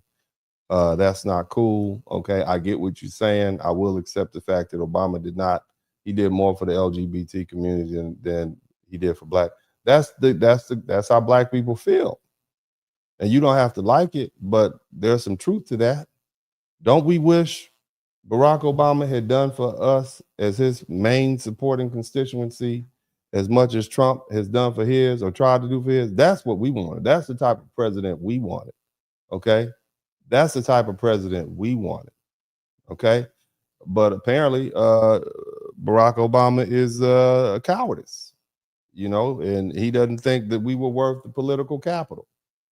Okay? In my humble opinion, and Trump is far more courageous. You might call him crazy, but the man said what he's gonna do, and he's getting it done. he did say it, so don't be fooled. Let's keep listening to the brother. The only thing. You see? I mean, he's keeping it real. I mean, that's how black people feel. And so, as far as I'm concerned, I truly believe that the Democrat Party has towed their draws with black people. We are done with them. They're on the way out. Yes. Tell me what you think. Is Kamala Harris a black woman? Hell no, she ain't no black woman. Her people are Indians. They wear saras. Black people don't wear saras. They wear a dot in the middle of their forehead, right here. So Kamala came over here with the bullshit trying to people are Indians. They wear saras. Black people don't wear saras. They wear a dot in the middle of their forehead, right here. So Kamala came over here with the bullshit trying to fool black people, and black people was not buying her bull. I don't know if the word is saras. I think saras has to do with the sorority you're in and the sisterhood, but we're gonna let her keep cooking. Somebody type keep cooking in the chat room. And when Obama black ass was pretending to be black, was in mother office, he did. Man, she is letting she can really curse. She has this down to an art form. Whatever mama or grandmama she sat up under as a child, they have really mastered the art of using black vernacular profanity. There needs to be a whole chapter on the proper use of curse words, in these African American study class, because she's letting these MFs roll off her tongue. Okay, this is like a dominoes game in the middle of the ghetto. With a bottle of Donald Duck orange juice and some Seagram's gin on a big wooden table, right next to the plastic couch with the TV with the wrench in it, so you can turn the channel. Okay, let's keep going. He didn't do a goddamn thing for the black community. The only thing he did was made it legal for the gay motherfuckers to get some legally and marry each other legally. He went to in Detroit, laughed in the mother face that didn't even have drinking water, and then he had the audacity to set his little maggot to the goddamn table and order a whole goddamn glass of drinking water, while the other people there had brown water in their fucking taps. So hell no, she made it clear. She said, I would not be doing anything for black people. Of course not me, motherfucker. We already know that shit. That's why we didn't vote for your mother ass in the first goddamn place. Let him have it, man. Did you hear that? That wasn't that smooth. That was a smooth soliloquy, man. She was smart. You could feel a beat to that. Like, you felt it come to she hit all the syllables of that MF. Somebody type Samuel L in the chat room. I once did a research, and Samuel L. Jackson has made about $10 million just using the word MF I think in his career, he's generated $10 million just using the word MF. Okay, he's mastered that. He has mastered that. And I just found that amazing. But anyway, that is great. Shout out to her. That she did a great job. Magnificent. That was artwork. That's right up there with Shakespeare. Let's keep listening and see what else people have to say. Again, these are black people. It's pandering season, right? And this is black people responding to the pandering. I don't think they're going for it. I'm just saying, I don't really think black people are going for it. Let's keep listening. Let's keep listening to what black people are saying. Democrats nationally, from Latinx to defunding the police to police organizations are all racist to bringing a set of cultural wars to our schools. We are on the losing side of those cultural wars. Full stop. You are worried about bathroom access and locker room access. Why don't you focus on classroom excellence? You have 50% of our kids not reading at grade level. Well, they can just say we can do both. You've proven you can't. Because you've permitted a 30-year low in reading and math scores, and nobody seems to be calling the whistle on this. We've lost the plot. Why? Because the party got unanchored. Every one of our most successful electoral presidents anchored themselves in what I call middle-class values and values that are universal, at least in this country, ascribed to. We went from acceptance to advocacy. Yeah. See, here's the thing. If you have a guaranteed group of people who are gonna vote for you each time, you think you got enough room to play. And see, the black vote is crucial to the success of the black community. It is crucial. Without us, they fail. I want you all to repeat that. Without us, they fail. All right. But the problem is they've been taking us for advantage, thinking we were always gonna be there. That's what happened. Ladies, come on in the room. You know what happened. They thought we was just gonna be there and keep taking that foolishness. Shout out to USA Tour. They thought we're gonna be there and keep taking that foolishness the whole time. And you know what? We got around, we talked to our friends, we made different plans. Okay. All right. We start putting a little money off to the side here and there, put a little more money off to the side, and we was sitting there. We was looking at everybody else getting so, oh, you gonna do that for the LGBT, but you can't do nothing for me, huh? Somebody type in the chat room. Yeah. That's what happened. All right. Oh, y'all gonna do that for the immigrants, but you can't do that. How much they getting in the EBT? Oh, okay. All right. And so we've been plotting and planning. Okay. And then all of a sudden, now you want to move them in our house? You want to move them in Chicago, Detroit? We got water that need to be fixed in Flint. You can't do nothing for us, but you can give them phone vouchers. Okay. We got you. So what we end up doing, we wait till the Democrats ignored us, and they went to work, and we kindly packed all our stuff and began to put our stuff in storage and say, you know what? I don't know what's gonna happen next, but I know this is not good for me, and that's what you see happening. It's a breakup. We've been the bottom chick for the Democrat Party for 60 years, and we finally said enough is enough collectively. And then you had a whole bunch of black people say, yeah, that's right. And then we moved out, and we slowly moving out, and they're doing their best to try to get us in. They lost the plot. But see, they lost the plot because they overextended. It's like when you got a good woman and you out there trying to get 2 or 3 other ones. That's what happened. They was out there cheating on us. They thought they was going to replace us with the Latinas. But you know what the Latinas said? They took their money and said, nah, I'm good. Adios, papi. That's what happened. They tricked them Latinas, tricked them and voted for Trump anyway.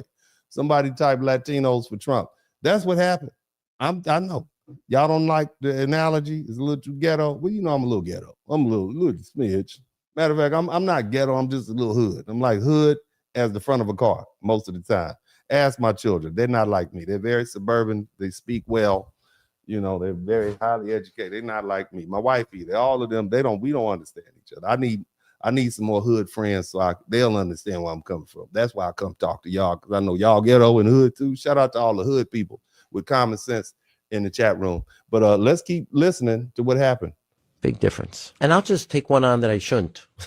So here goes. I remember fighting for Title IX. The reason we are champions in women's sports in the Olympics and soccer, hockey, etc. is Title IX. Why would you undercut the premise of Title IX with the ability of trans men playing in women's sports? That's crazy. To me, it's insane. It's baffling. You're undermining one of the great accomplishments we as a country, but also spearheaded by the Democratic Party. Now, I want y'all to think about that. Title IX was designed to make sure women are equally funded in sports. That's something that we pushed, okay? It was bipartisan push. And then we turn around under the Democrats and said, well, you know what, Title IX, we should let men play sports too. But the reason we funded the women is because, you know, people weren't necessarily attending the women's sports, so they couldn't get adequately compensated because they don't have the physical athletic ability that men do. And so now, so we separated them. Well, we tried to make it fair, and now you want to put men in the women's sports. So basically, you're just gonna let the men have all the money and all the glory and all the scholarships. That's what you're saying. Just think how crazy that is. Just think how crazy that is. That is sexism on top of sexism right there. But I don't want to talk about that. Let's keep going. Title IX, and we're undercutting it. They sure did. They undercut it. And black people, what do black people have to do with any of that? What do we even have to do with any of that? That has nothing to do with us. You see what I'm saying? And yet we fell for it. Let's keep listening, and let's keep. And again, one of the other things I noticed is racism is everywhere. Let me.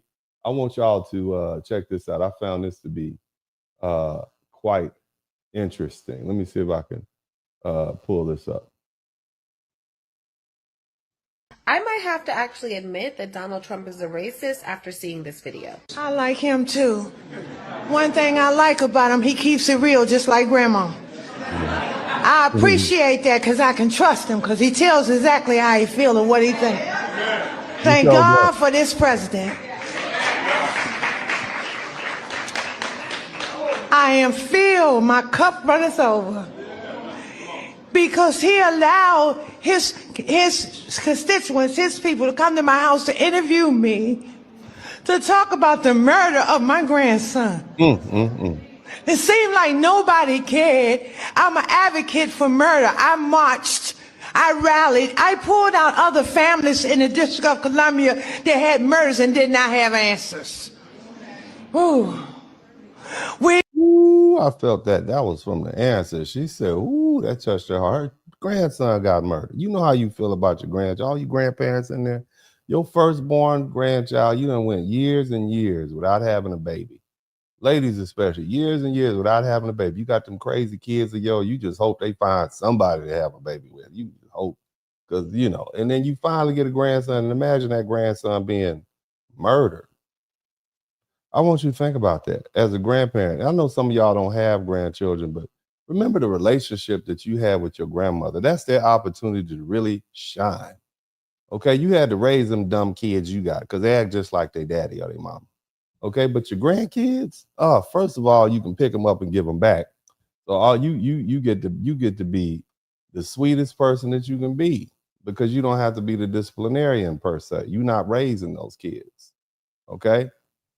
Most people aren't. An ideal situation, you're not. And then imagine for those children to be taken away. Shout out to my baby girl, Penelope. What's up, baby? How you doing? Good to see you in here. But imagine that, right? And that's where that who came from. And then you finally get this president who sends somebody. It means something to him. And she's not the only DC parent or grandparent that lost a child because of the senseless murders going on in DC. Right. And I don't see any of those black politicians doing anything about it. But yet we have the nerve to call Donald Trump racist. Maybe Donald Trump is a racist. The racists seem to think he's positioned them to come on out the box and march through DC and all kind of crazy stuff. But was he racist when he was receiving an award from the NAACP and Jesse Jackson back in the 80s? Was he racist when he made a way for Nelson Mandela to come over to the United States on an airplane? Was he racist when he gave permission to this black woman, a homeless woman who was occupying one of his suites to just stay there and let her stay for free and make sure she ate and had clean towels 3 times a day. Was he racist? I mean, was he racist then? I don't know. You tell me, okay? You tell me. Was he racist when all these rappers were putting his name in rap songs and talking about how they wanted to be Trump and singing his praises? Was he racist then? That was the 80s, 90s. I'm just asking. I'm just asking questions. I'm not saying he is. I'm not saying he's not. But I'm saying black people, when did Donald Trump become racist?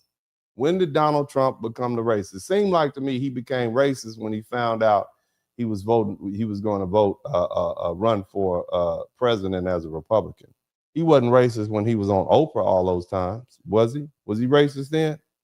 I mean, let's just think about it. Okay, you don't have to like the man. I don't care if you like him or not.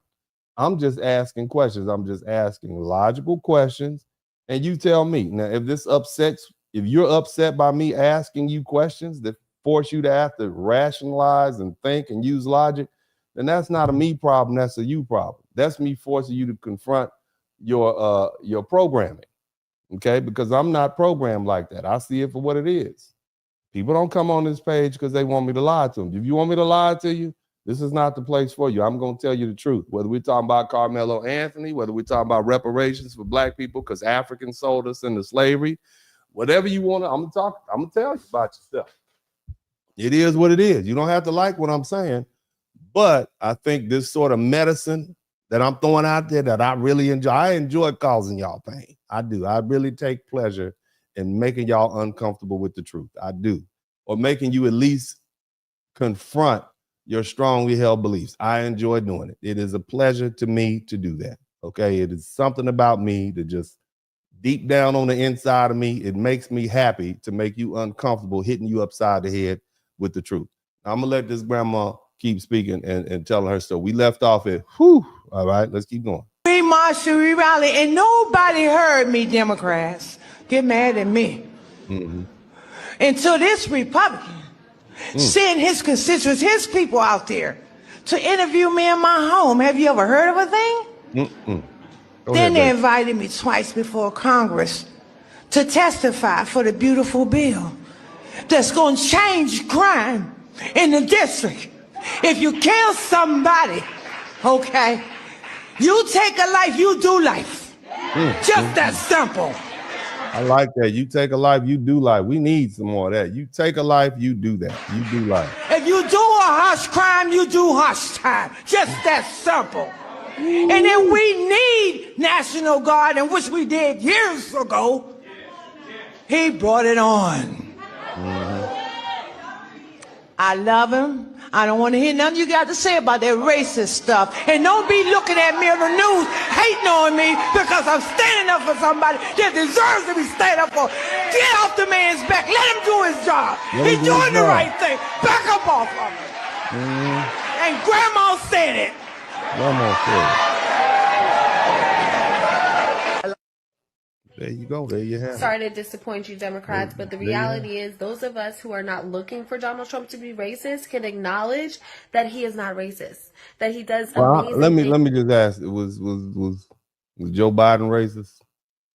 Was somebody type Sleepy Joe, somebody type Strom Thurmond in the chat room.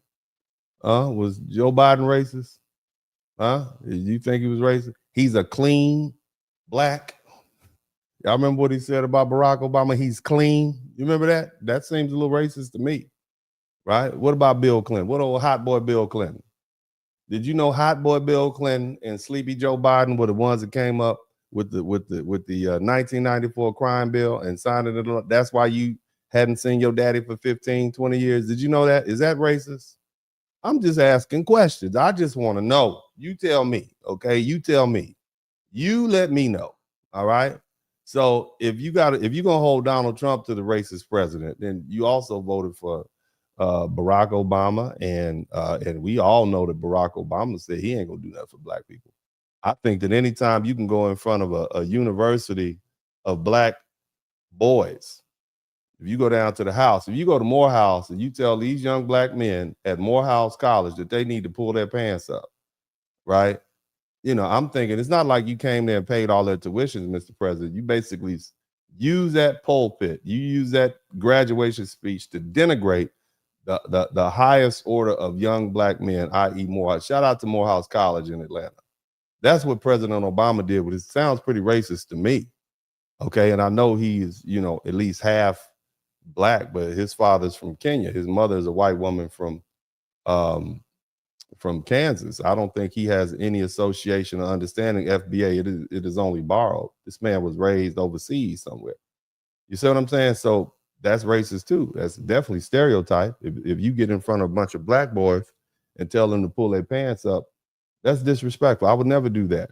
I would never, ever do that. As a foundational black American man, I would never do that. So again, if Trump is racist, all the other presidents are racist, in my humble opinion. All right, but let's keep pushing. Let's keep pushing. For the black community all the time. That he's often the only one who listens when black people ask for specific help. Yep. Just saying. And look, you can be mad at these black people, but this is their opinion. This is how they feel. You don't have to like it, but this is what they're saying. This is black. So what you see happening is everything that we knew before is being turned on its head. Everybody that used to be cool is no longer cool. And I found this video, this is a moment too. See, I want you to listen to this, and this is very significant. Let's keep listening.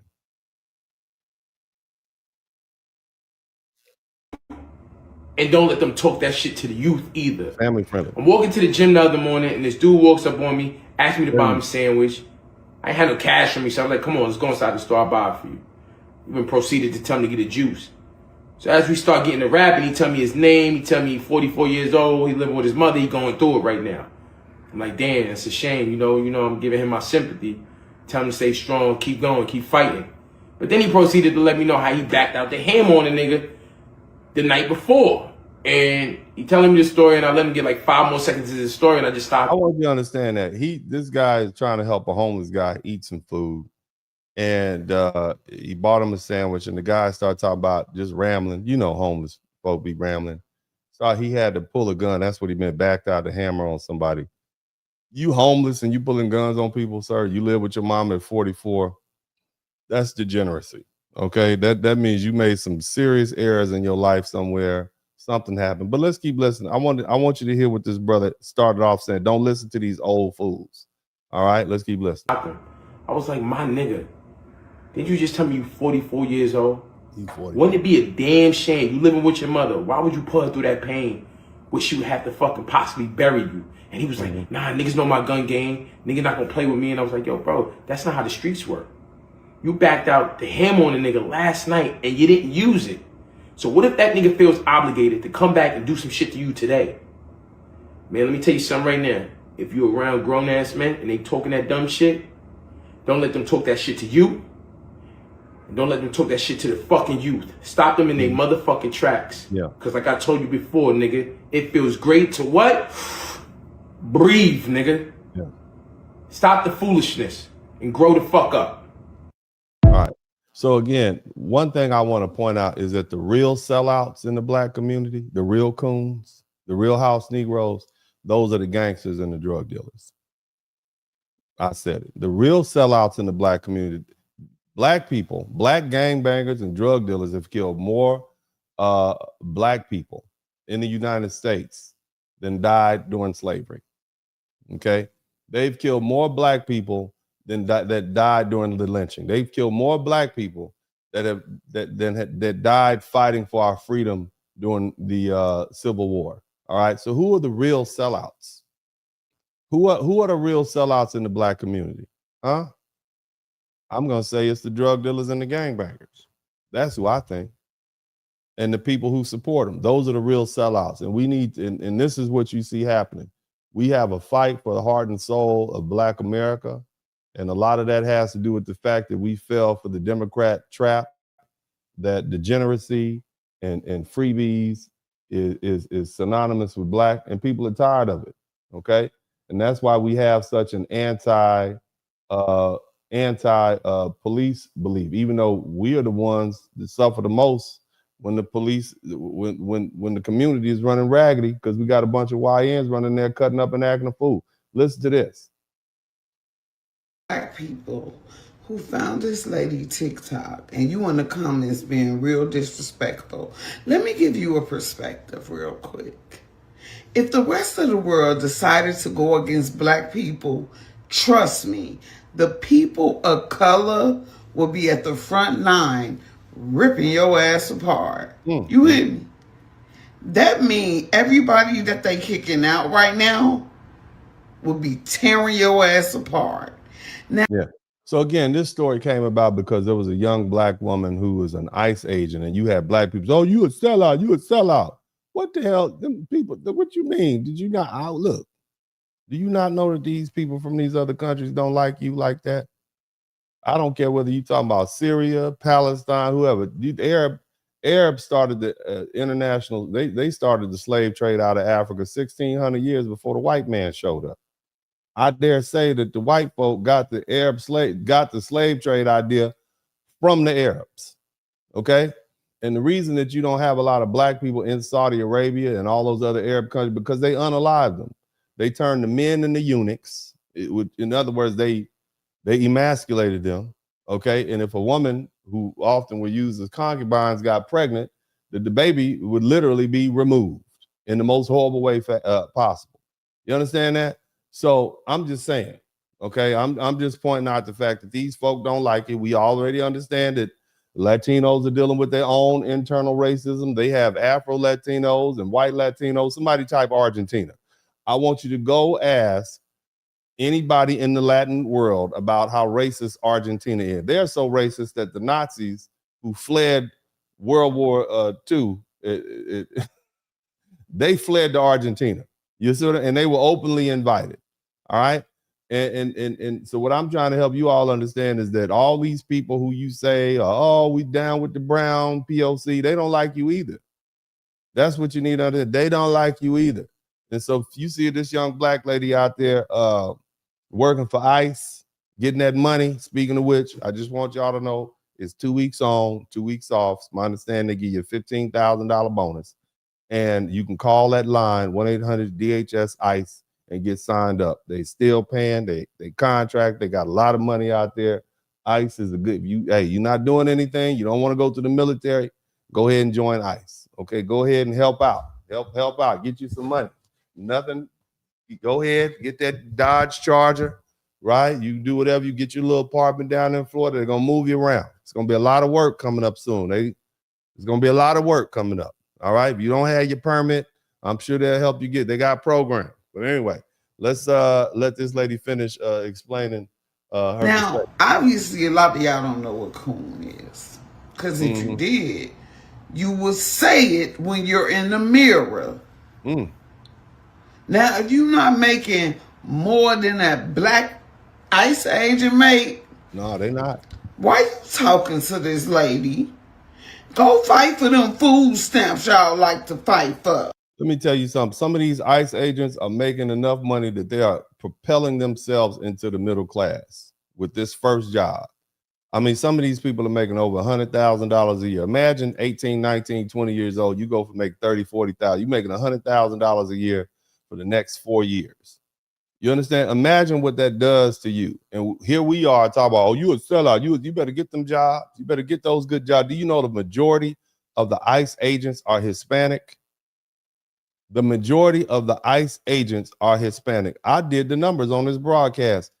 The second highest number is Asian, and white, and then the last is black. We not taking these jobs because we think that's being a sellout. Y'all better go get them good ICE jobs. Somebody type ICE in the chat room. You got a son laying around on the car on the couch. Call ICE. Yeah, look, I need you to come give him a job. Get him a job. That's what you need to do.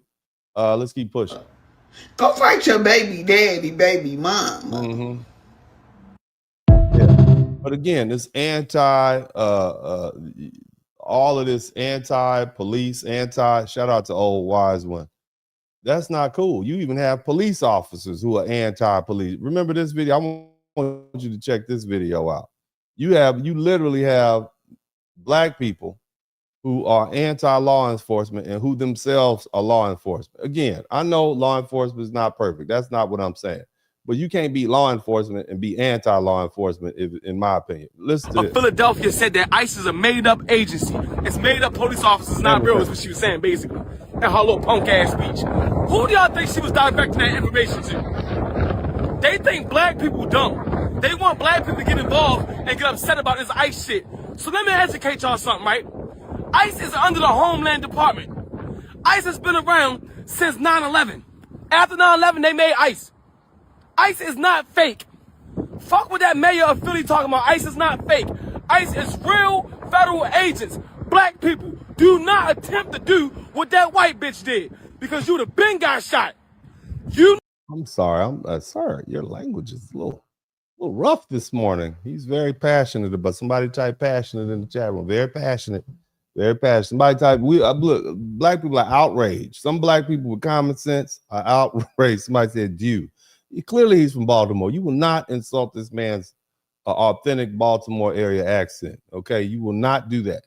You will not do that. Okay, I'm not gonna have you all. This brother is passionate about how he feels. He is pro ICE. That's what he is. All right, it's not me talking. These are black people. I'm just giving you the commentary. You probably didn't know there's many black people angry with the Democrat Party. Y'all didn't know that, huh? With some of this foolishness. Yeah, they forced us to be quiet because if we say something, they call us sellout and coon. But now that don't matter no more. We don't give a damn what that left-leaning Marxist group of socialist, communist black people have to say. We know you all are degenerate, and we're tired of dealing with you because you're making us all look bad. You are the reason that we have people like Cardi B and Meg the Stallion and all these people speaking up on my behalf. Shout out to Wrinkle Brand. We're tired of you. We're sick and tired of you. And I just think, I don't know how I can lay that down anymore. But we're sick and tired of that low life, low thinking contingent speaking on behalf of regular black people who really just want to be left alone and want to be able to enjoy the bounty that our ancestors helped build here in the United States. Real talk. But let's go ahead and let the brother from Baltimore keep doing what he do. Okay, somebody type "do" in the chat room. You know, like I know, when the police tell you to get the fuck out the car, you get the fuck out the car. Unless you're some uppity black person and you some white liberal, I guess, I don't know. But when you black and you from the hood and the police get surround your car and they tell you to get the fuck out, what do you normally do? You get the fuck out. Because if you don't, what happens? They take you up out that car and they whoop your ass. And if they can't take you out the car because you put your fucking foot on the gas, they gonna shoot that motherfucker. And y'all know that. My man is clearly speaking from a place of both pain and understanding. I'm just saying, he's pain and somebody type pain and understanding. He is not, this is not creative writing class. This is authentic experience. I hear the pain in his voice. Let's keep listening to the brother do what he do. So stop playing games. What happened to that white lady, that's a common thing. That's common to me. And my reality as a black man in America, that shit is common. If the police say get the fuck out the car, you get the fuck out the car or you get problems. And if you push the gas and another officer gets hit, that becomes attempt murder. You cannot use that. Now they're saying you use the vehicle as a weapon and they are going to open fire. Fuck is y'all talking about? My man read the manual thoroughly. He read everything that the manual had to say. I don't want him to bust a blood vessel. We're going to go ahead and let him go on back to Baltimore where he was, because he is clearly passionate, but he's upset with the Philadelphia police chief. Don't listen to her. You better listen to law enforcement. You understand me? Y'all don't be out there cutting up and acting a fool. Let's listen to a couple more people, and then we're going to get back to the lecture, if you will. I like this little lady. Y'all make sure y'all hit the #1 button and subscribe to the channel. Black Democrat politician. This is the policy enforcer. They're the ones that are responsible for passing the laws that keep your taxes high. The Black Democrat politician is shielded from accountability, but these are the ones that raise your taxes, destroy your schools, flood neighborhoods with crime, and then refuse to prosecute the crime. They suffocate Black leadership. Now, where was the lie in that? They flood our neighborhoods with crime because of their policies and then refuse to prosecute the crime. Where is the lie? I don't see the lie in that. I see that as being absolutely certain. That is what I've experienced in my life, in my time in the ghetto. Okay. Shout out to April Chapman. I'm just saying, where's the lie in that? Okay. And then if there's no lie, if this is true, then why are we still voting for this party? And again, I'm not telling you who to vote for. I tell you to vote your interest. Again, I'm not pro-Republican. I'm not pro-Democrat. I'm pro-vote your interest. I vote my interests. I vote Democrat. I vote Republican. Okay. But if this is the truth and you accept this as the truth and it's based on your experience, your research, then why is it that we so beholden on one party or another? You tell me. Let's keep listening to the lady, April Chapman. It's just stagnation everywhere you go. But what the black politician will do is just turn around and blame racism. He'll blame, or she, racism, Republicans. They will even resurrect Ronald Reagan from the dead, even though Democrats have been the ones that have been in charge for 60 years straight. You don't see no Republicans nowhere in these districts. But the black politician, Democrat politician, that is, you got to put that precursor in front of it. They don't solve any problem. The problems are his product. That's how they maintain power. The third one is the black Democrat civil rights worker. This is the professional grievance hustler. You see these are your Al Sharptons, and even someone like a Jamal Bryant. He serves double duty as the pulpit pimp, the black Democrat pastor, and he's like the community organizer, activist / civil rights worker. This individual lives off of the grievance, the perpetual outrage. They manufacture victimhood and they never fix anything. But if the reason why they don't fix anything is because if black Americans ever became free or educated or felt safe and prosperous, this element of the Iron Triangle would be unemployed. You call it the Iron Triangle. Shout out to this beautiful sister, April Chapman. She is letting them have it. Go ahead, girl. By Tuesday, you understand? So crime must remain high. Schools must remain broken. Poverty must remain permanent because black suffering is the revenue stream for every aspect of the Iron Triangle. Damn. Boy, she laid it out there. Shout out to April Chapman. Y'all go over there and tell her Uncle D said she was cooking on this one, man. She was cooking. Again, you know, Uncle D is kinder and gentler. I'm not not here to disparage people. I'm just here to state the facts. You all can do with it what you will. And you know, that's what I'm here to do. I'm I'm a kinder, gentler podcaster. You know, I keep the jokes at a minimum. But other people are not. They are letting the Democrat Party have it. Let's keep going.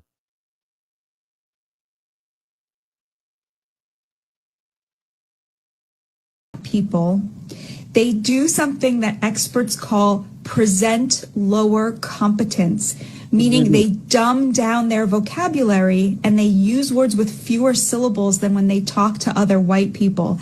And the study found that white conservatives do not do this. And I remember looking at that and my heart just dropping to the floor. And all right, so what she just said was the thing I said earlier when we talk about parentalism, we talk about liberal parentalism. Now, Thurgood Marshall talked about it. Malcolm X talked about it. Elijah Muhammad talked about it. Martin Luther King talked about it. Hell, they've been talking about it since way back with Phyllis Wheatley. Okay, Marcus Garvey talked about it. All the black people who come to this country will tell you that this so-called parentalism by these well-meaning white liberals is the most insidious form of racism, because they basically think you are too stupid as black people to know what you're doing, and they have to tell you how to vote. You see? So that's what you need to understand. Republicans, right? The conservatives, they don't just want, I don't want to be around the goddamn, but live in your neighborhood. White people, liberals, will come to your neighborhood and tell you how you're supposed to deal with your children, how much money, what you're supposed to do, how you're supposed to interact with your husband, how to raise your children. You see, who you should vote for, what policies are best for you. That is that's paternalism. That's that liberal paternalism. You don't know what's good for you. Okay, so in other words, y'all too stupid, low IQ. You're too degenerate. Do what I say to know how to conduct yourselves in a civil society. That's basically what she's saying. She's saying this woman was saying that when the studies have shown that liberals talk to black people like they're stupid. That's basically what I was saying. So the studies even show that. So when you start saying we're voting for the Democrats because they're not racist, yes, they are. Okay, race doesn't stop from one party to another. The same people that's racist on one part, they all in the same house together. You don't think they're having a conversation, just got a different approach. All right. So again, it's not going anywhere. Racism in America is like the weather. Just like black people have our own stereotypes about Latinos, Asians, white people, all sorts of stuff. Now we might not be able to act upon it because, racism is a system typically designed by a group of people to keep another group down or keep them oppressed or whatever. It has a lot to do with capitalism, but the bottom line is, it's a system, but it starts with the stereotypes. It starts with the bigotry and the need. But shout out to, thank you so much. Shout out to Unshakable with April. Thank you for featuring my content. You rock, sir. Thank you so much. You did a brilliant and wonderful job breaking that down. Now let's move on to the next broadcast, and I will read all the super chats towards the end of the broadcast. So we'll read that again. But big shout out to Miss April. Great job on breaking that down. Very well thought out and real hard hitting. And shout out to TJM Truth. Thank you so much. Let's keep it pushing. We got a couple more videos. Goss Graves, do women have penises? So again, I believe that women... Democrats have gone so crazy. Women can have penises. That's not a thing. That's not biology. It's not science. And you sound like a lunatic. And the women... If y'all ever wanted a reason... Now, I just want y'all to understand that, okay? That white woman was trying to get that black woman to admit that women don't have, tallywhackers. Somebody type tallywhacker in the chat room. How far to the left have black people? I mean, just think about that. Just think about that. If we don't vote for that, we're not black. If we don't vote for the party that doesn't know what a woman is, then we're not black. Just think about that. That's how so warped. That's how they've so convinced us to wrap our identity and blackness into our political choices. Think about it. That's crazy, man. If you took that person back to 1950 and you sat them in the room full of grandmas and aunties and ask her, if she tried to come in there and convince them that they said, well, what is a woman? What is a woman? Patrice, come listen to this little girl tell us what she done went off to college and ask her the question, what is a woman? Lisa Ann. Oh, you don't go by Lisa Ann anymore? Okay, Elizabeth. She go by the name of Elizabeth now. Elizabeth. Or Dr. Elizabeth. What is a woman? And when she come out of her mouth talk about what a woman is, just think about it. They would look at her like she's crazy. You have lost your mind. Think about that. You have lost your whole complete and entire mind. I'm gonna let this brother finish explaining this. Reason why I left the Democrats. Well, here you go. This is what they do. They always do this shit. You can only be on the side of dishonesty for so long before you finally go, okay, I gotta just start telling the truth.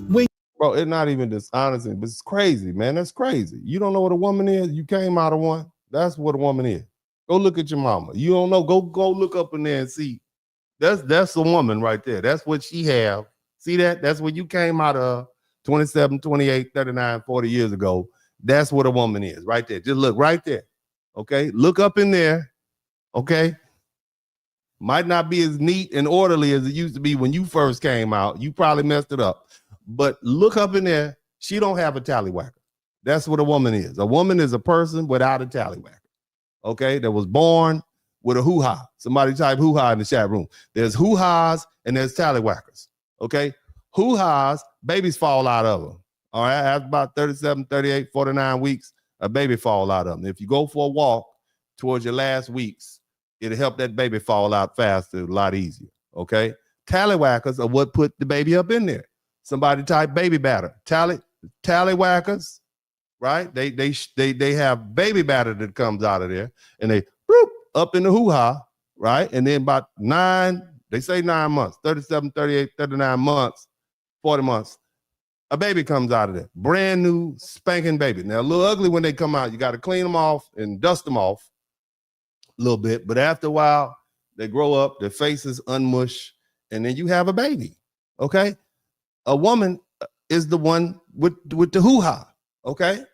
And a man is the one with the tallywhacker, right? You see what I'm saying? Hoo-has and tallywhackers. Now, I shouldn't have to explain that to a person with a PhD, but sometimes you got to talk to people like they're crazy. You got to look. See, that's where you came from. Your mama was a woman. Your grandmama was a woman. Your great-grandma was a woman. That's how you got here. Praise Moses. See, you got to keep it simple for stupid people. But I'm going to let the brother finish speaking.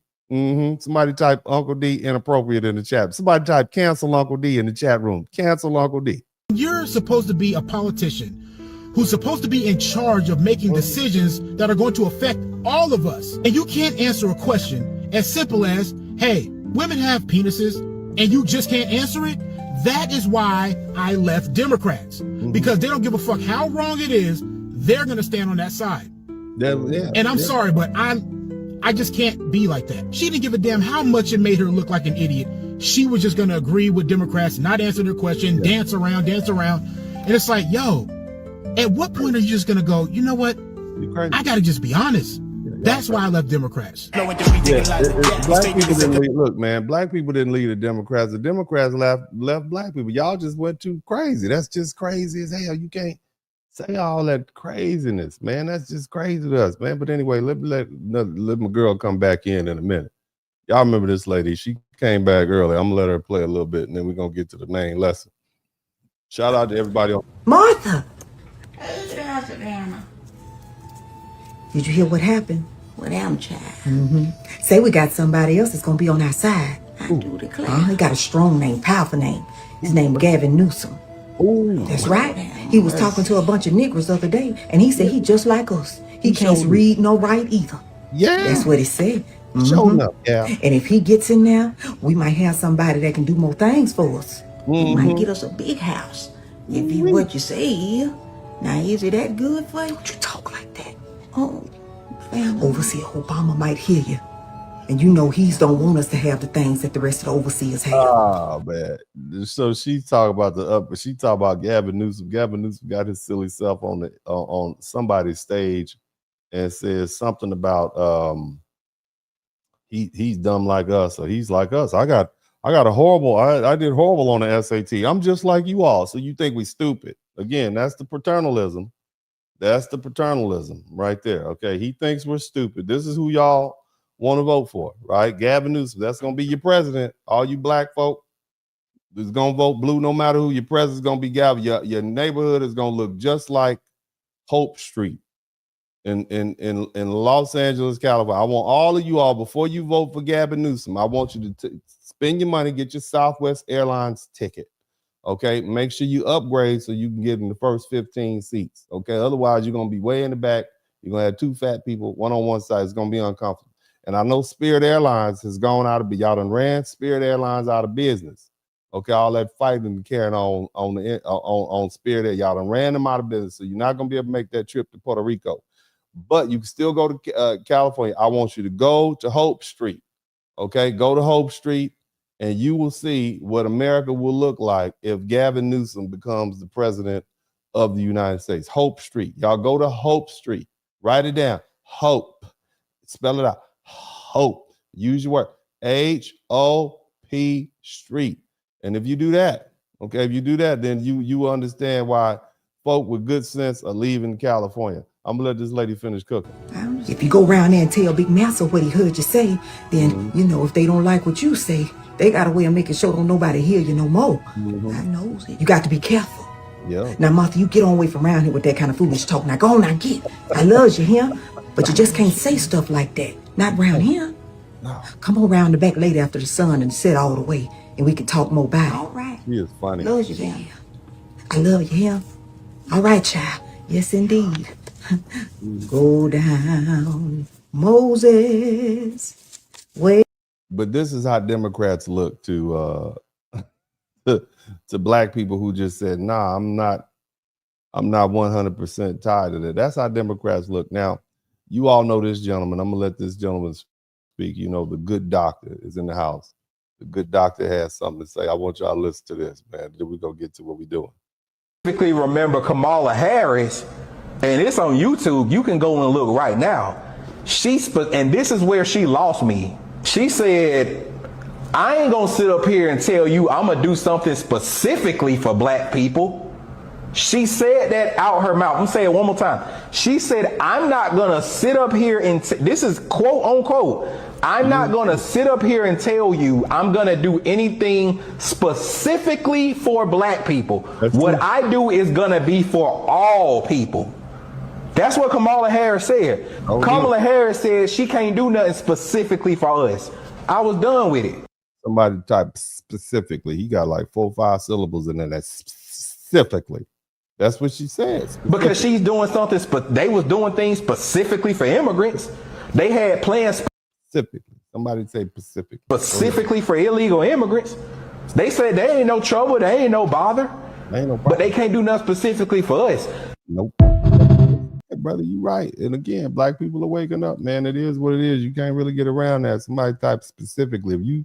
If you say that you can't do anything specifically for us, then you can't expect us to do anything specifically for you. And that includes voting for you specifically. Why would we specifically vote for you if you're not going to specifically vote for us? What kind of relationship is this? You scratch. This is not a relationship that I want to be in. This is a bad relationship. Now, again, it's pandering season and the Democrats are back. And as I said earlier, every election cycle, like clockwork, politicians suddenly rediscover the black America. They candidates who haven't spent any time with us for years, they start talking about black voters, and suddenly they can't stop talking about it. They show up in black churches and at soul food restaurants and fish fries, and they pose for pictures in black neighborhoods, and they gather up all the black rappers and black celebrities and go on a campaign and announce, brand new plans, right? Supposedly designed just for us. They borrow the language, embrace our culture. They quote civil rights. They start speaking slang and tell us that democracy itself depends on their vote. Somebody type vote or die in the chat room. And the question isn't whether these last minute displays represent genuine commitment, or are they just carefully scripted political theater designed to secure our support until the polls close? Then they don't need us anymore. Okay, we basically the late night chick. They show up at 2:30 in the morning, and then they smash and go. We don't hear from them for another 3 or 4 weeks so they can get away from their wife. You see what I'm saying? That's who the black community is to the Democrat Party. And so, today what I want to do is examine some of the most memorable, and in some cases ridiculous examples of this political pandering directed at black America over the past decade. And are they offering real solutions, or are they just putting another campaign show? So one of my favorites, right, is get your booty on the poll. Get your booty to the poll. Who the original advertisement wasn't tied to one candidate, but it ran during the 2020 presidential election involving Democrat Joe Biden, and was later adopted by Georgia's January 5th, 2021 Senate runoff involving Raphael Warnock and John Ossoff. And the first video was released on September 20th, 2020.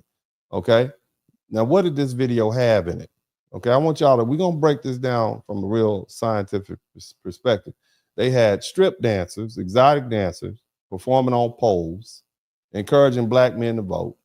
And the repeated slogan was, get your booty to the poll. And the dancers explained that the voters chose district attorneys, school board members, and other local officials. That was what they was trying to do. And it was clever enough to go viral, but the critics argued that it reduced black male political engagement to strip club culture. And it assumed that showing black men nearly naked women was the proper way to make them care about the government. Y'all remember that? Somebody type strip dances in the chat room. Now, the next one is when they had, Megan Thee Stallion performing and twerking for Kamala Harris. This is a presidential candidate. right? And you know, this happened on July 30th, 2024 at the Georgia State University Convocation Center in Atlanta. What happened? Well, Harris held her first major Georgia rally after becoming a presumptive Democrat nominee, and Meg Thee Stallion appeared with dancers. They performed the song Savage, almost Savage, right? And they promoted what she called the Hotties for Harris. Somebody type Hotties for Harris in the chat room. And the event was held before a heavily Black audience in Atlanta, one of the most important battleground states. Quavo, all right, from Migos, also appeared and spoke about gun violence. Okay, Megan's dancing became a national controversy because critics questioned why, as a presidential candidate, thought sexualized entertainment was an appropriate method of attracting Black voters, especially Black women and younger Black voters. And the issue wasn't Meg Thee Stallion endorsed the candidate. She has the right to endorse anyone she wants to, whatever particular politics she has. The pandering was the campaign's decision to turn a presidential rally into a concert, and apparently assumed that this kind of entertainment would create political enthusiasm that the policy that failed to produce. Now, the next one was Beyonce and Kelly Rowland at the Harris Houston rally. Again, we still talk about Kamala Harris running for president. This happened on October 25th, 2024 in Houston. So what happened? Beyonce and Kelly Rowland, they appeared at approximately 30,000 people at Harris's baby deletion rights rally. Okay, this is what you got Beyonce and Kelly Rowland there. All right, Beyonce didn't perform. She introduced Harris, all right, who entered to Beyonce's song Freedom, and the campaign plainly understood Beyonce's particular influence among Black women and younger Black voters. And Reuters reported that the appearance offered Harris access to constituencies considered critical to her campaign. And that's understandable, right? But here's the thing. A lot of people who were there expected a performance, which demonstrates the danger of building political events around celebrities. People may arrive expecting a concert and leave without without getting any policy. They were there to see a concert. They wasn't there to see Kamala Harris, because most people wouldn't have showed up, in my opinion. And the other thing is the entire Harris celebrity concert strategy when she ran for president, primarily from July through November 2024, she repeatedly used celebrities, musicians. Meg Thee Stallion appeared in Atlanta. Lizzo appeared in Detroit. Usher came through in Georgia. Cardi B in Wisconsin. Okay. Beyonce, Kelly Rowland in Houston. Oprah Winfrey, Lady Gaga, Katy Perry, Andre Day, Cedric the Entertainer, The Roots, and others participated in the campaign events during those closing days. Celebrity endorsements aren't limited to Democrats and Republicans. You know, they also use them like Kid Rock. But let me say something. I think the American public, specifically Black people, we pretty tired of these celebrities. We really don't, because of the internet, because we can reach out and hit them up on a tweet and talk bad to them. And we're not amazed by celebrities anymore. Okay. They don't have the clout they used to have. And we see them for what they are, a bunch of degenerates, just be honest. Now, again, the difference between the Democrats using entertainers and the Republicans using entertainers is the sheer volume of it, okay? The obvious strategy of using Black entertainers to create excitement among voters who weren't necessarily excited about Kamala Harris's campaign itself, it started to look less like a presidential campaign and more like a traveling music festival with a candidate speaking between performances. Now, you all remember Hillary Clinton's hot sauce in the bag moment, right? Let me recap for you young people who don't remember. So this is April 18th, 2016.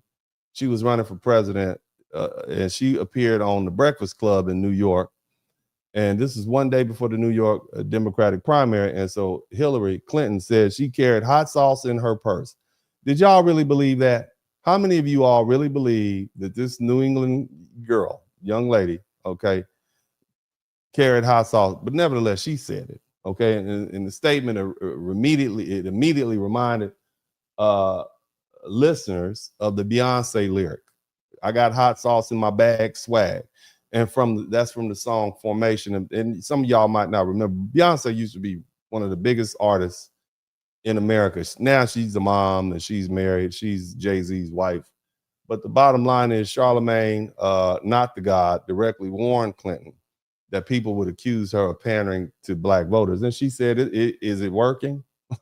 Right? How cold-blooded is that? So Hillary Clinton's campaign later said she genuinely had a long-standing love for spicy food and carried a particular hot sauce from Whole Foods. I don't know about all that, but that's what she said. Shout out to the basement. I appreciate you for the contribution. Now, again, that may be true, as I said, but when a presidential candidate visits one of the most influential black radio programs and immediately before a primary and suddenly, right, starts talking about carrying hot sauce like Beyonce, people are entitled to question the time, and especially consider this woman was the vice president. She was the Secretary of State and the First Lady for 8 years with Bill Clinton. We never heard anything in the books about her carrying any hot sauce in the bed. I'm surely the Secret Service would have leaked that. That's something we would have heard about, okay? But we didn't. So that's why people think, oh, she just out here making up stuff. But bottom line is, that's Hillary Clinton. And then we had her doing the dab. All right. This is in January 11, 2016. She decided to jump on Ellen DeGeneres' show and she attempted to form the dab, right? Which is closely associated with hip hop culture and the Carolina Panthers quarterback at the time, Cam Newton. Yeah, I know you all don't remember this, but Cam Newton used to be a quarterback for the Carolina Panthers. Now y'all just know him as the dude with the big hair and the funny clothes on the podcast, okay? But he used to be a really good quarterback, and he had the kid almost went. All right, he ain't go, but we almost made it to the big to the big game, but it didn't work out. But anyway, that moment was presented as a way to make Clinton appear more youthful and culturally connected. Instead, it became one of the several awkward efforts to show voters that she was familiar with black pop culture. It just failed because remember, this is the same woman who called black men super predators. Okay, but anyway, doing the dance doesn't tell black voters what you're going to do with about generational wealth, our schools, or crime in the black community, does it? Or employment, or business ownership, or criminal justice, or the immigration problem. It tells them that the campaign consultant thought a viral dance might make the candidate look more relatable. Okay, and then we got Joe Biden. Then you ain't black. Remember we said that on May 22nd, 2022, back when he was still awake. And he said that during the interview with Charlemagne, not the God, at the Breakfast Club. Biden said, if you have a problem with figuring out whether you're for me or Trump, you ain't black. He apologized for that, and he acknowledged that it was too casual, okay? And what that statement did was it exposed the basic assumption behind much of the Democrat outreach that black identity and Democrat voting are treated as though they are the same thing. Biden didn't merely argue that his policies were better. He suggested that a black person's racial authenticity could be questioned for even considering voting for a non-Democrat candidate. Okay, and that's what I've been telling y'all earlier. We have wrapped our identity up into a particular political party. Now, remember when Barack Obama was lecturing black men for hesitating to support Harris? That didn't work out well for him, did it? But that was on October 10th, 2024 at the Harris campaign office in Pittsburgh, Pennsylvania. This dude told a group of black men that he wasn't seeing the same enthusiasm for Harris that he had received, and suggested that some black men were uncomfortable with the idea of having a woman as a president. Look, first of all, more black men voted for Hillary Clinton than any other group of men in the first place. So we are not a sexist in that regard. We do vote for black leaders and white women who whatever. We vote for women, whether they black or white or whatever. All right. So his remarks were widely interpreted as a lecture. Okay. And he directed it specifically at black men again. And days later, the Harris campaign introduced something called a special opportunity agenda for black men. Okay. Because we went so hard on Barack Obama. He ain't been right since. He better not come out saying anything to black folks in this next election, black men especially. We don't want to hear what he has to say. But again, the message appeared to be that black men weren't making a legitimate political judgment. In other words, we were too stupid and too sexist. All right. They were supposedly we're supposedly withholding our support because of sexism, rather than just saying, you know, what many black men felt politically, we felt ignored. And Obama placed the burden on us to prove our loyalty. Nah, man, hell no. And here's another one, right? Remember when Harris offered black men marijuana and cryptocurrency and loans? Remember that? So this is October 14, 2024. We're 20 days away from the election. And what happened? Well, Kamala Harris, she said she had some opportunity for agenda for black men. It included 1 million forgivable loans, okay, for entrepreneurships, apprenticeship, and incentives to increase black male teachers and health programs and addressing sickle cell disease and other conditions and protections for cryptocurrency investments and marijuana legalization. I do not want marijuana to be legalized because then they'll be smoking weed in the neighborhood. I don't want it to be legalized. I don't want to smell it. I don't want my kids to smell it. I don't want them to develop that habit. But anyway, she also said opportunities for black men to enter the cannabis industry. So again, I guess this is some of these elements were serious proposals, but the problem was the timing of the package. You wait to 20 days outside the campaign and you offer black men weed and free money and the opportunity to sell dope. That's what you're doing, huh? Right? And the reason they do it because they recognize they were losing support among black men. So, you know, less than a month before the election, it produced an agenda combining business loans with weed and cryptocurrency. And that invited the obvious question. Did the campaign strategists believe black men's major interests are weed, cryptocurrency, and government-backed loans? I don't think so. I don't think that's anything we're interested in per se. All right. Now, what about the other one? When you have congressional Democrats wearing kente cloths and kneeling, you know, led by Nancy Pelosi and Senate Minority Leader Chuck Schumer and some other congressional Democrats. You remember that photograph? So this wasn't one candidate campaign event. It occurred during the 2020 presidential congressional election. And it happened on June 8, 2020 at the U.S. Capitol. So the Democrat leaders wore Ghanaian kente cloth stoles, right? And we are not Ghanaian, we are American. But the bottom line is they knelt for 8 minutes and 46 seconds in memory of George Floyd before unveiling of police reform legislation. And the photo opportunity was mocked, mostly because the lawmakers none of them were Ghanaian. Many of them had no apparent connection to the kente cloth culture. All right. And the cloth had nothing specifically to do with George Floyd. George Floyd was a black man from America. Okay. But bottom line is the visual looked like political consultants had decided that African fabric was the fastest way to communicate solidarity with the black American community. Somebody type right on in the chat room, right? And then you got Pete Buttigieg. Is that his name, Buttigieg? Pete Buttigieg. Somebody type Pete Buttigieg. Pete Buttigieg using a Kenyan stock photo for his Black America plan. Think about that. All right, so he was running for president. And the controversy broke out in November 20th, 2019 and 2020 during the Democrat presidential campaign. So old Pete, he promoted what he called the Douglas plan, and it described as a comprehensive investment in Black America. And the website used a stock photo of a black woman with a child, and the woman wasn't even Black America. She was not FBA. The photograph had been taken in Kenya, and the campaign apologized. I guess we all looked the same. And they removed the image and blamed the selection on the contractor. It's the contractor fault, right? And that campaign was attempting to prove that it understood Black America, but apparently you don't even understand what we look like. Okay, you don't even know the difference between a foundational Black American and an African living thousands of miles apart.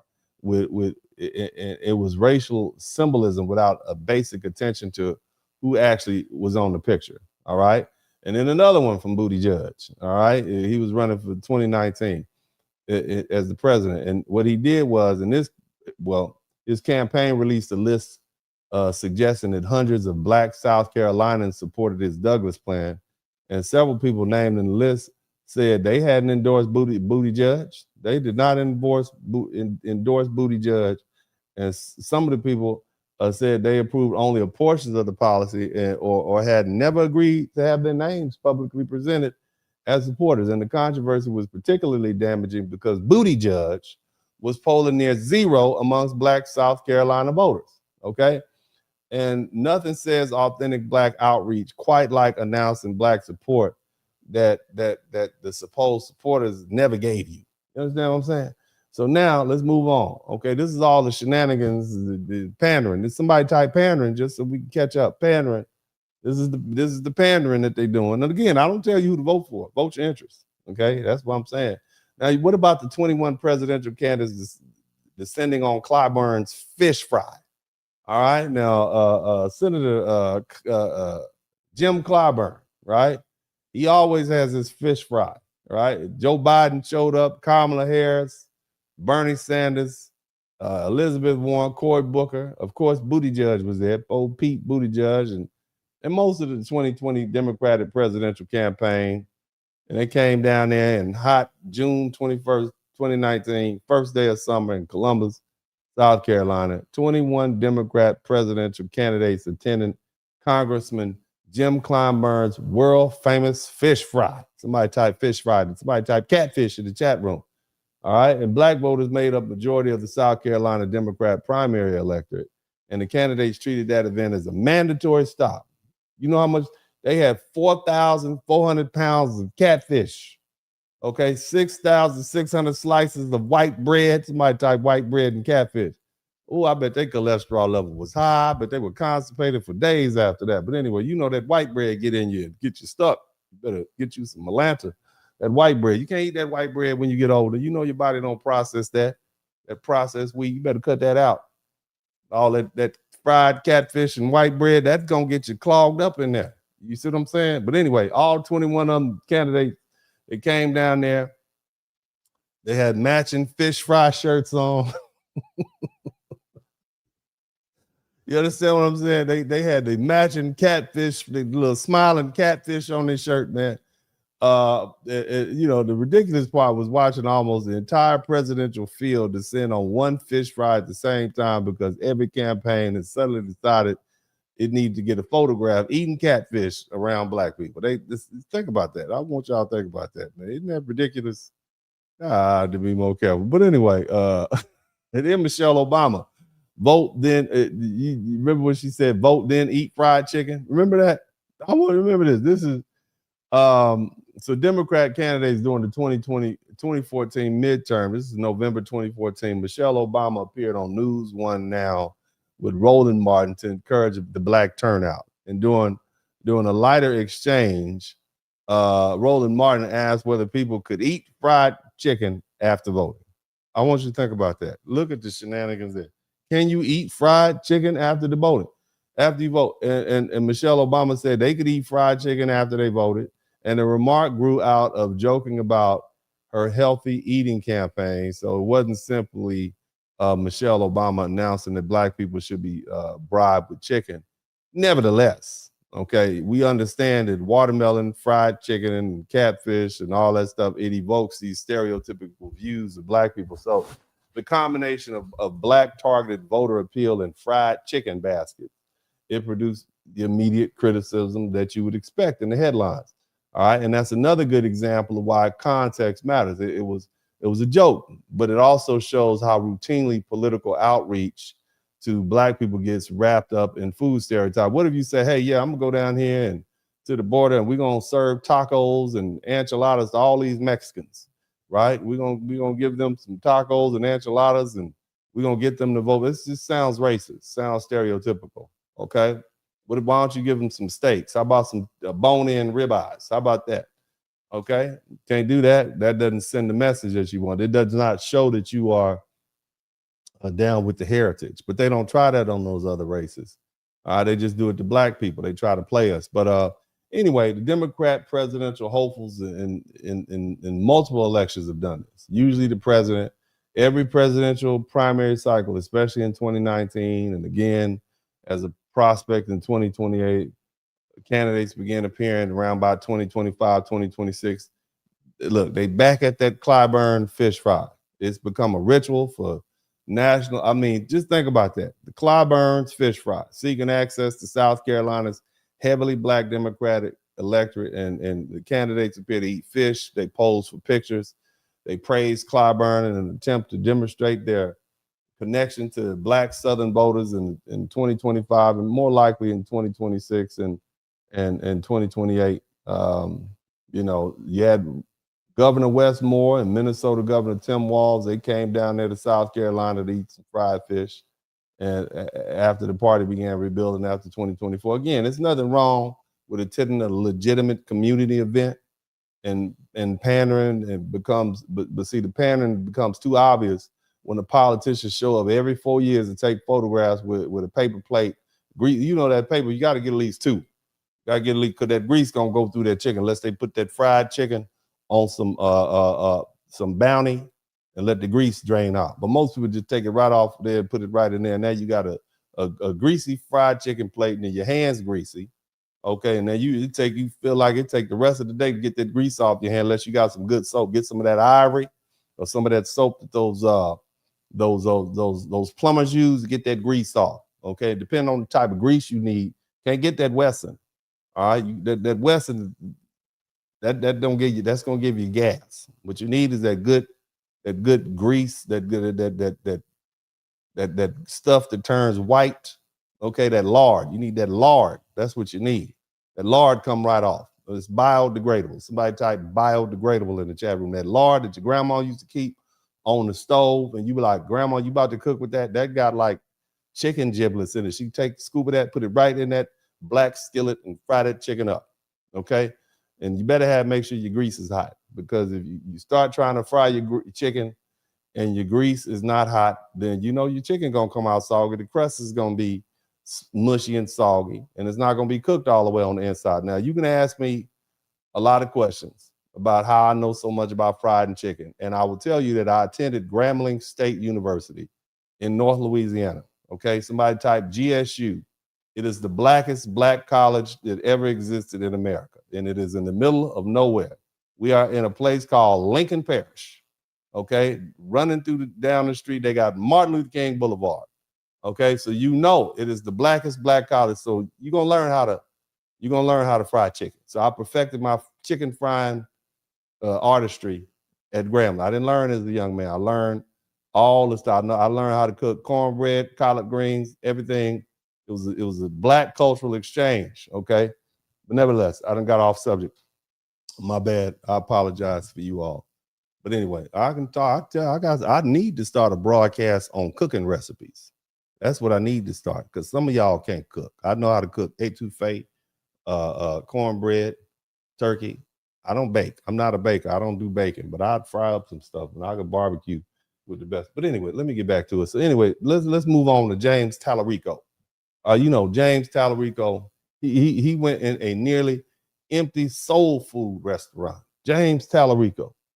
Now, this man is running for U.S. Senator from Texas. Y'all don't like him because, you know, Jasmine Crockett lost to him and y'all mad. But anyway, in July, this is recent, he went to Mickey's Soul Food Cafe in Houston's historical Black Third Ward.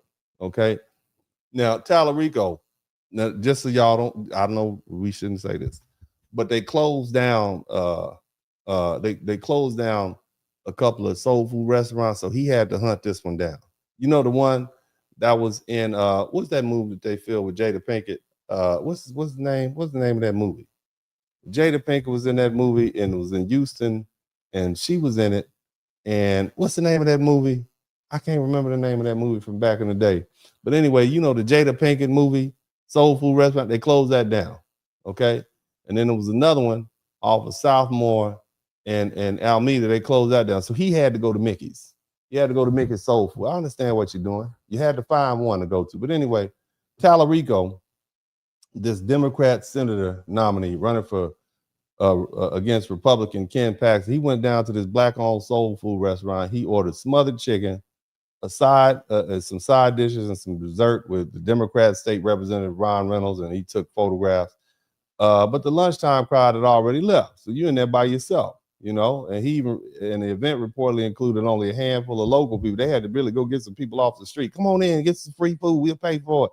Man, I got to go to work. Nah, come on in. So that's what happened. So he got there after the lunch crowd. There was no black people around, so you could have been anyway. That's right, Jason's lyric. But anyway, Houston's Chronicle, the columnists, they described it as a missed opportunity because the campaign hadn't meaningfully engaged in major third ward institutions, churches, or nearby Texas Southern University.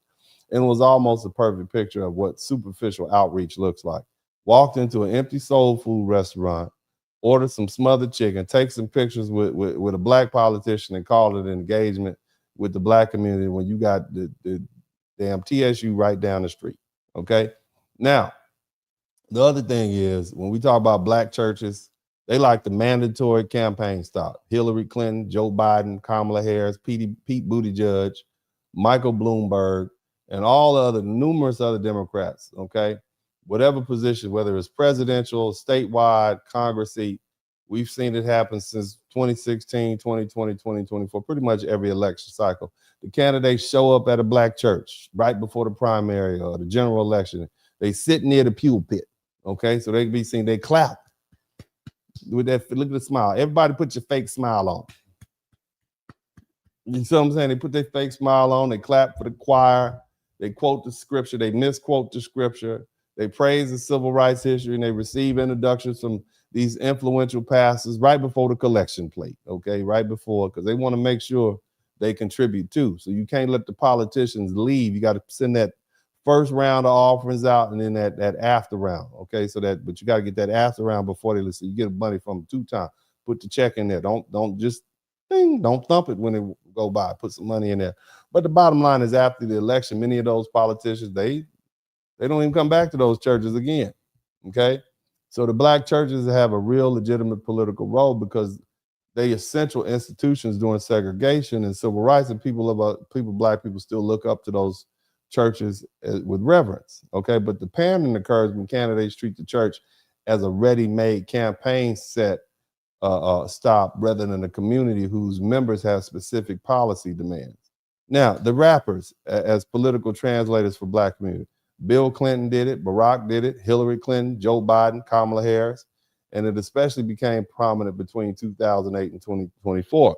So the Democrat campaigns increasingly use rappers, hip-hop personalities like Jay-Z, Beyonce, who I know she's not hip-hop, but you know, bottom line is the campaign for Barack Obama used it, Hillary Clinton used it, they used Killer Mike, campaign for Bernie Sanders, Cardi B was interviewed by Joe Biden, Ludacris, Jermaine Dupri, Jeezy, 2 Chainz, Quavo, Meg Thee Stallion, and all of these people appeared at these Democrat campaign programming events over the years. And the political writers have reportedly observed that these appearances can look superficial when campaigns use artists as cultural props without engaging the communities in substantive demands. And see, there's nothing inherently wrong with a rapper or entertainer discussing politics.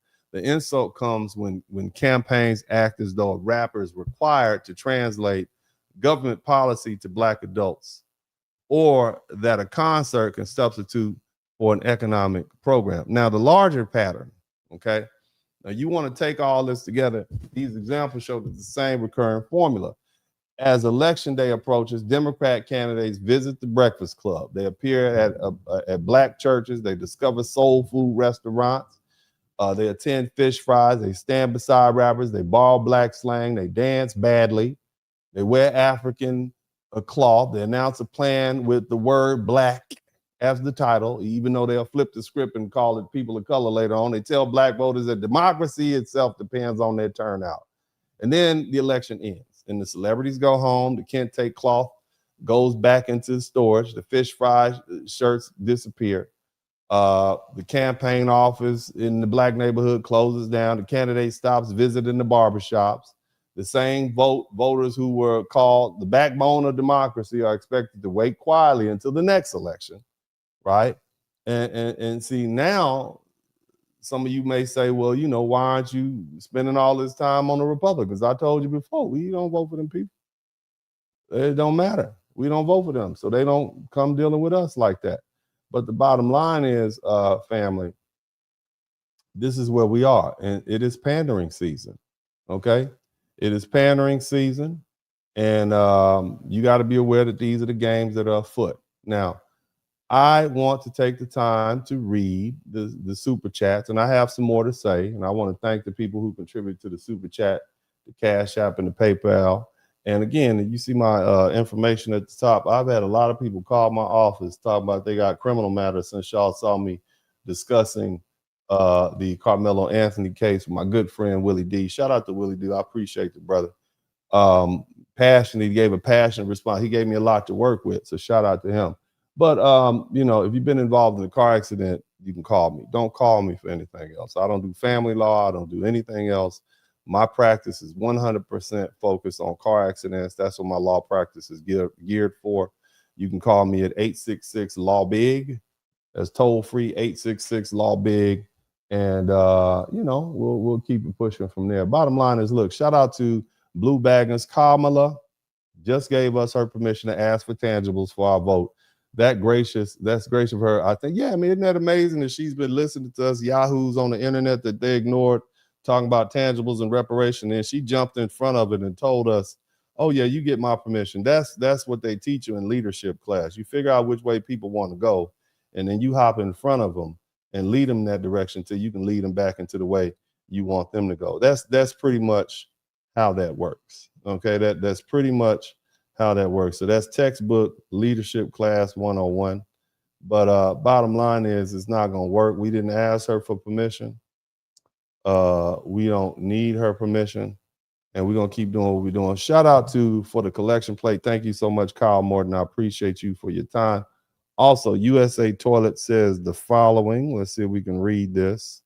USA Toilet says blacks don't want their foot chopped off for running away from the Democrat plantation. They are traumatized after what happened to Kunta Kinte. Man, you crazy, man. I appreciate you. Very, very good. Yeah, it's okay. Sarcasm. I enjoy sarcasm. Sarcasm is the comedy of the rich. It's the humor of the intelligent. Yeah, we like the sarcasm here, but shout out to you guys. Let's move on to the next one. Oh, my girl Penelope, always good to have her in here. She says the spell is being broken. Hallelujah. Thanks, Dennis, for staying steadfast and being part of that. You are amazing. It's so important. Thank you so much, baby. You got me up here. Bless you. You can't talk to me like that. Don't you say those nice things to me like that. I grew up in a tough neighborhood with low self-esteem. We can't be telling people like that. These people might try to get me. But shout out to you, baby. I appreciate you so much. Thank you so much for your years of support. Also, we got my girl Penelope, membership for 16 months. Yes, you have been. Also, let's see. Old Wise One, thank you for the $10 super sticker. Wrinkle Brain 08, thank you for the $20 and for the super sticker. My girl Unshakable with April, thank you for featuring my content. You rock. That you rock too. Thank you. You appreciate you. Keep doing what you're doing. That's what I'm talking about. Yeah. But she does a great job of getting the word out. Also, TJM Truth 72, love your show and your take, brother Spurling. Thank you for keeping it real. Yeah, I'm gonna keep it honest with you, man. I'm more concerned about my legacy. I'm not so necessarily concerned about trying to be popular. I do appreciate people subscribing to my channel, and if we get there organically, that'll be great. But what I'm not gonna do is pimp myself out for money. Money's just not that important to me. And I know that's hard for people to understand, but you can't buy somebody when money is not my motivation. The only thing that motivates me is trying to leave this world to be a better place than what it is. That's it. That's it, because that's really all you have. Nobody remembers the money, the cars you drove. They remember what you actually did, okay? And so my goal is to try to be the best human being I can be. And again, I'm not here to tell you what to do. You all grown-ups. I just say vote your interest. That's it. Vote your interest. And if your interests are not being represented, sit on the couch. That's my advice to you. I don't think anybody else is saying that. I don't have an agenda or an itinerary. You see, I'm just not interested in. Shout out to my man Quiet Storm. Thank you so much for the Cash App. Always been there. Appreciate you for being one of the people who've been here for such a long time. Let's see who else we got. We have Canary Valence. Thank you so much. And also Marcel Pierce, thank you. Learned something and appreciate you. Brenda Wilder, Anna Brown, Zakaria Bay, and Angela Harris. Patricia Hightower, thank you so much. I appreciate you all. Let's move on. The basement. Dennis, tell me why these Black Democrat women are giving speeches standing next to known communists and socialists. Yeah, That's another thing, man. I've talked about that on broadcast before. Support the stream. Shout out to Uncle Stu, the old man on the block. Thank you so much, family. I appreciate this. Shout out to the 12 people who contributed to the super chat. Like I say, you don't owe me anything. You don't owe me anything. If you learn something, I should earn something. All right. And if you did learn something, I'd appreciate it if you contribute to the super chat. It's not necessarily, it's a way to keep score. It lets everybody know, wow, this guy is really moving. You see, that's how we keep score. Subscriber count and super chats and cash apps. That lets people know, well, this is the direction we want to go. So if you reward the people who speak the truth and say what you want to hear, you'll have more people like me. And that's how we keep it going. Now, let's do this. When Democrat campaigns decide it's time to reach black voters, and I want to break this down to you, okay? Because we have to understand what these tactics reveal about Democrat strategies and their view of black voters. All right. Somebody type, would you like to know? Okay. And as I was saying, when Democrat campaigns decide it's time to reach black voters, they don't send black economists, business owners, attorneys, physicians, engineers, professors, military officers, or financial experts, do they? They don't gather black voters in serious settings to discuss taxes and investment and banking, trade, property ownership, education, crime, immigration, or long-term wealth. They don't do that. You know who they send? Meg Thee Stallion. They send Cardi B. They send stripper rappers. They come through with the sexually shout out to my girl Patricia Hightower. They come through with the sexually provocative freak dancers and the fried fish and the fried chicken and the collard greens that they done washed in the bathtub. They come through with chitlins and hot sauce and church performances. And then they call that black outreach. What does that say about how these people see us? That's the most important thing, okay? It says Democrat strategists believe black voters are a bunch of gluttons, freak dancing, sex starved celebrity worshipers. That's what it easily befuddled by racial flattery and emotional slogans rather than serious public policy. They really believe that black people prefer to be entertained as opposed to be informed. And they don't think a detailed economic presentation is enough. They think that the candidate needs to have hood credibility and a rapper standing beside her or him, a raunchy strip club music playing behind them, and dancers moving across the stage, and a plate of catfish for everybody who's there. That's what they think. Look at the Kamala Harris 2024 campaign featuring Meg Thee Stallion at a presidential rally in Atlanta, right? With Meg Thee Stallion on there with her hotties for hair. Cardi B came through in Wisconsin. Beyonce came through, and Kelly came through in Houston. Usher came through in Georgia. Lizzo came through in Detroit. So instead of presenting a presidential campaign built around a clear record and convincing policy program, the Democrats spent $1 billion. That's how much her campaign. $1 billion on a presidential campaign that looked like a traveling concert with a political speech that came between. All right. And again, the issue is not Meg Thee Stallion, Cardi B, or any of those other artists endorsing Kamala Harris. The issue is why the campaign believed those particular performers were necessary to communicate with black voters. Think about it. Both of those women built major parts of their public brands around sexually explicit lyrics and provocative dancing and adult entertainment and imagery. Okay. And Megan performed with dancers at a presidential rally. Cardi B is a former stripper who admits that she used to drug and rob people and has spoken openly about that period of her life. And so when the national political campaign repeatedly chooses former adult entertainers as ambassadors to Black America, it's fair to ask what image of black voters exists inside the campaign. In other words, who do they think we're like? Who do they think we identify with? In other words, why do they think that black culture is showing that they're down with black culture means they're showing they're down with these stripper rappers? That's basically telling you they think black folk are a bunch of degenerates. That's what they think, because if they know if we identify with her, that'll put us closer to the culture because that's the culture. That's what they think. I want you to think about that, man.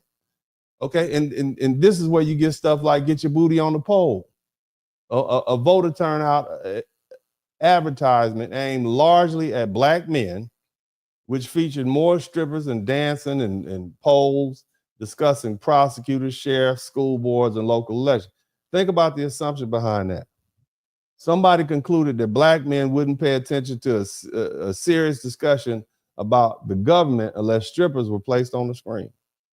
You see, they apparently believe that black men are sex starved, okay, and we require freaks on the screen. Somebody type freaks on the screen. Freaks on the screen to make us care about voting.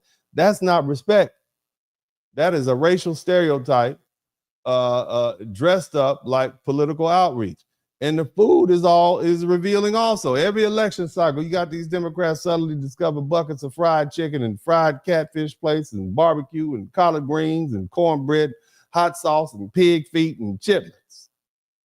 And the truth about food on that type of food on the Democrat selection, we know we call it soul food, but the truth is it's slave food. Can we be honest? It grew up out of degradation and poverty and deprivation and our people trying to survive. Enslaved black people had to make meals from scraps and wasted portions of animals and whatever ingredients were available to them. The real, y'all know the real word for chitlins? Shitlins. Shitlins are pig guts, pig intestines, pig feet are exactly what the name says. They are food. It became part of black Southern culture because our ancestors ate what they could to survive and sustain the family. That history deserves acknowledgement. It deserves acknowledgement, but it insults. It's an insult when political campaigns reduce black culture to foods our ancestors were forced to survive on, and black people transform deprivation into life. But that doesn't mean politicians get to run up in our communities every 4 years, holding a plate of pig feet and collard greens, and act as though they understand us. And our political interests are greater than what's being served at Jim Clyburn's catfish fry. It's like catfish has almost become the official fish of the Democrat outreach section. Politicians show up at fish fries, take pictures holding paper plates, shake hands with black church members, disappear when the cameras leave, and then don't approach us people that they don't approach people that they respect that way. They don't do that. They don't go to Wall Street and come up in there with some goddamn hush puppies for those bankers, do they? And some hot sauce and chitlins and some. They don't do that with some booty dance. They don't show up on Wall Street like that. They don't visit these tech execs and bring a bunch of strippers. And before they start discussing artificial intelligence, they don't address farmers by putting on a country concert and refusing to discuss crop prices. And those groups are approached through their industries and their money and their property and their policy concerns. Black people are approached as a cultural audience rather than an economic constituency. And that's an insult. And when campaigns speak, look, man, when they speak to organized labor, they discuss collective bargaining and wages and pensions and workplace protection. When they speak to immigrants, they discuss asylum, deportation, citizenship, visas, and public benefits. When they speak to these environmental groups, they discuss energy, emissions, federal regulation. But when they come to black people, the conversations we start talking about rappers and strippers and soul food and black churches and civil rights and catfish and pig feet and chitlin and hog maws and pig ears. And who can get the best celebrity endorsement. And that pattern suggests that they don't see black Americans primarily as property owners or taxpayers, former military veterans, school teachers, engineers, or business owners. They don't see us as parents, investors, professionals, and citizens. They see us as a dependable voting bloc that can be activated through cultural signals. Play the right music, find a black church, mention Dr. Martin Luther King, tell black women they're the backbone of the democracy, lecture black men on their responsibility as father, and warn everybody about racism is coming, right? And then collect the votes, and even the church visits become part of a performance. You see, politicians who haven't spent any time in the black church, suddenly they sitting in the front row on election day, clapping for the choir, misquoting the word of God, praising black women, talking about civil rights movements. and receive some induction from some paid black pastor that contributed to his the pastor's anniversary celebration. Him and the first lady of the church. Amen. And then after the church, they gone. Church wasn't treated as a serious institution with economic and political demands. It was used as a stage set. And that's the same thing. The same thing happens when campaigns use rappers and political translators. And in Black America, we have accomplished economists and judges and lawyers and doctors, historians, professors, engineers, entrepreneurs, and policy but they don't reach out to us. You see? Yet the party repeatedly acts as though Black adults need an entertainer to explain why we should vote and who we should vote for. That means they believe political information must be filtered through entertainment before Black people will accept it. That's crazy, man. Now let me tell y'all something real ugly. Somebody type ugly in the chat room. See, the underlying message is simple. Feed them fried fish, bring out some strippers, play some rap music, praise Black women, frighten the hell out of them with racism, go to the family church, and they'll fall in line. And that's what the tactics communicate. Whether the campaign admits it or not, these tactics appeal to something political scientists call social identity and symbolic politics. Okay? In other words, family, and I'm going to explain this so you understand the game being run on. Somebody type tricks for kids in the chat room. People don't vote based only on detailed policy analysis. Many people, Black people included, vote because a candidate feels familiar, shares their cultural references, appears to understand the community, and makes them feel seen or respected. See? And with all that stuff they're doing, eating your fried fish and catfish, and going to the strip club because you like going to the Ace of Spades and Onyx. Oh yeah, they know what I like, right? See, here's the thing. Most Americans don't spend hundreds of hours studying tax policy and appropriations bills and monetary policy or immigration law. Instead, they rely on shortcuts. If a trusted pastor, your pastor, right, or your favorite rapper or singer, or whoever your favorite respected athlete or community leader puts their stamp of approval on the candidate, a lot of voters treat that as an endorsement, as evidence that that candidate must be all right and deserves your consideration. Look, Democrats do it, Republicans do it too, but they use military veterans. That's why you see the Republicans sending a bunch of military, they send cops out there. They send their evangelical pastors out there. They have their conservative media personalities for the same reason. So they do it too, because people rely on trusted messengers. And there's also a group of the power of the group identity. And this is very important to Black people. Once you listen to me, you're going to learn something that's going to save your life. All right. If people believe a political party has historically represented their community or defended their interests, they develop a strong sense of loyalty. If you got one party who say, all we're going to do is fight racism, we fight racism, that's in our historical interest. Okay. So voting for the other party means you're fighting against racism. Right? Racism was a hell of a problem that we had to deal with. I just want you to understand group identity. All right. And so over time, voting becomes part of the group identity. Rather than a fresh evaluation every 2 years or 4 years, once that happens, these symbolic gestures reinforce an existing relationship, even when they wouldn't persuade someone who was politically independent.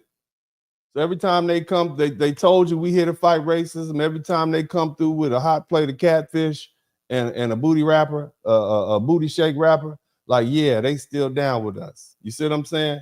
These symbolic gestures reinforce that existing relationship that even when that Democrats are still down with the culture. You see? Right? And so now instead of thinking independently, say what's really good for us, you just say, no, I'm gonna go with them, right? It's easy to understand.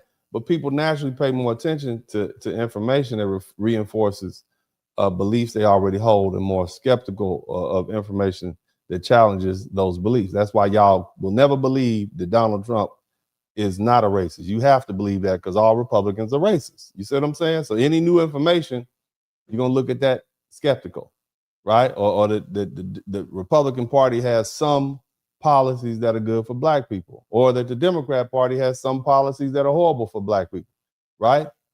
See, a voter who already identifies strongly with one party interprets a celebrity endorsement or a church visit as proof that they're on the right side. Beyonce said it. I already kind of felt like I was, so I know I'm right to vote for this person. And they'll dismiss any contrary evidence. And the criticism, it isn't, it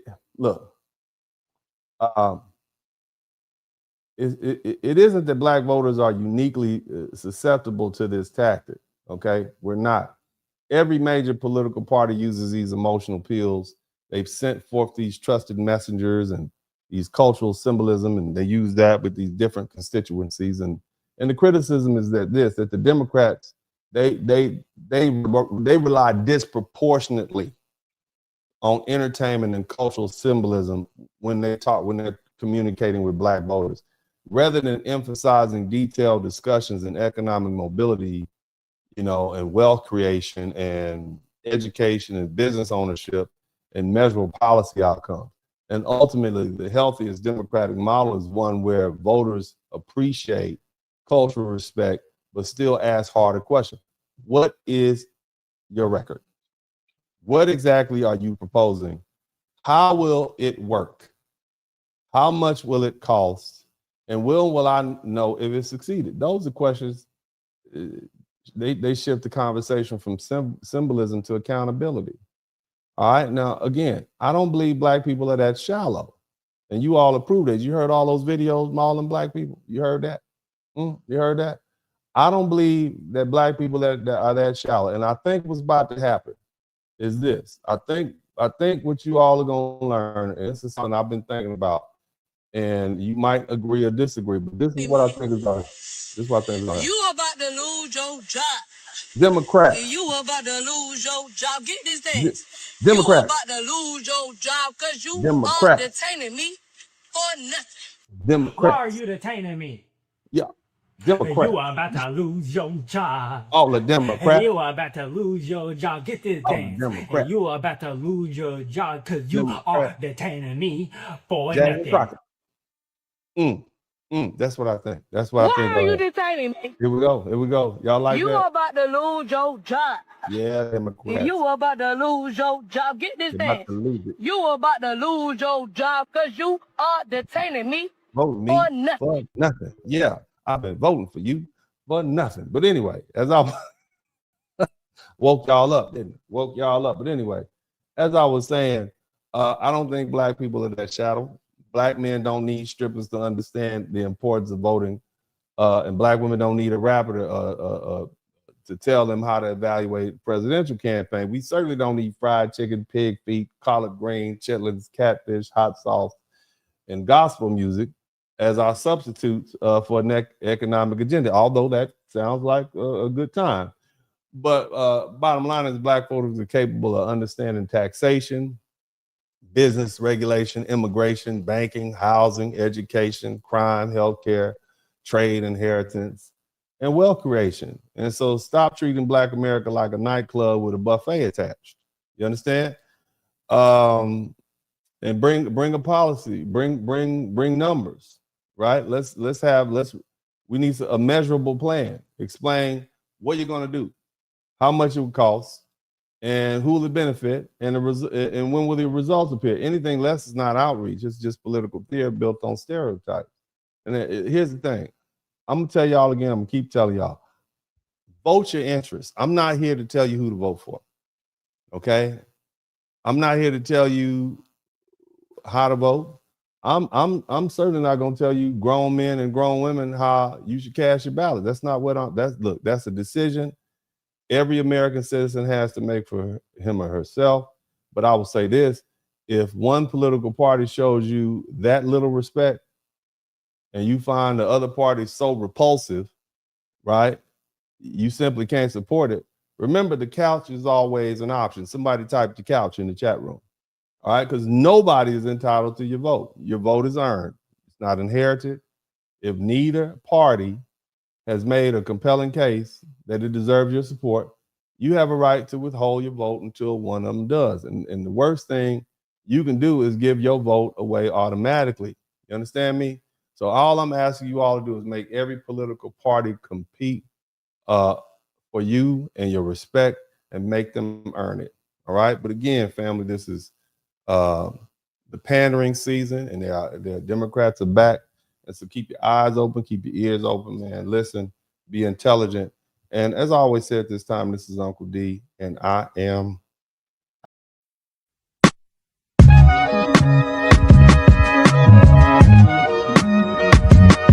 Dennis Spurling Podcast. Hit the like button, subscribe.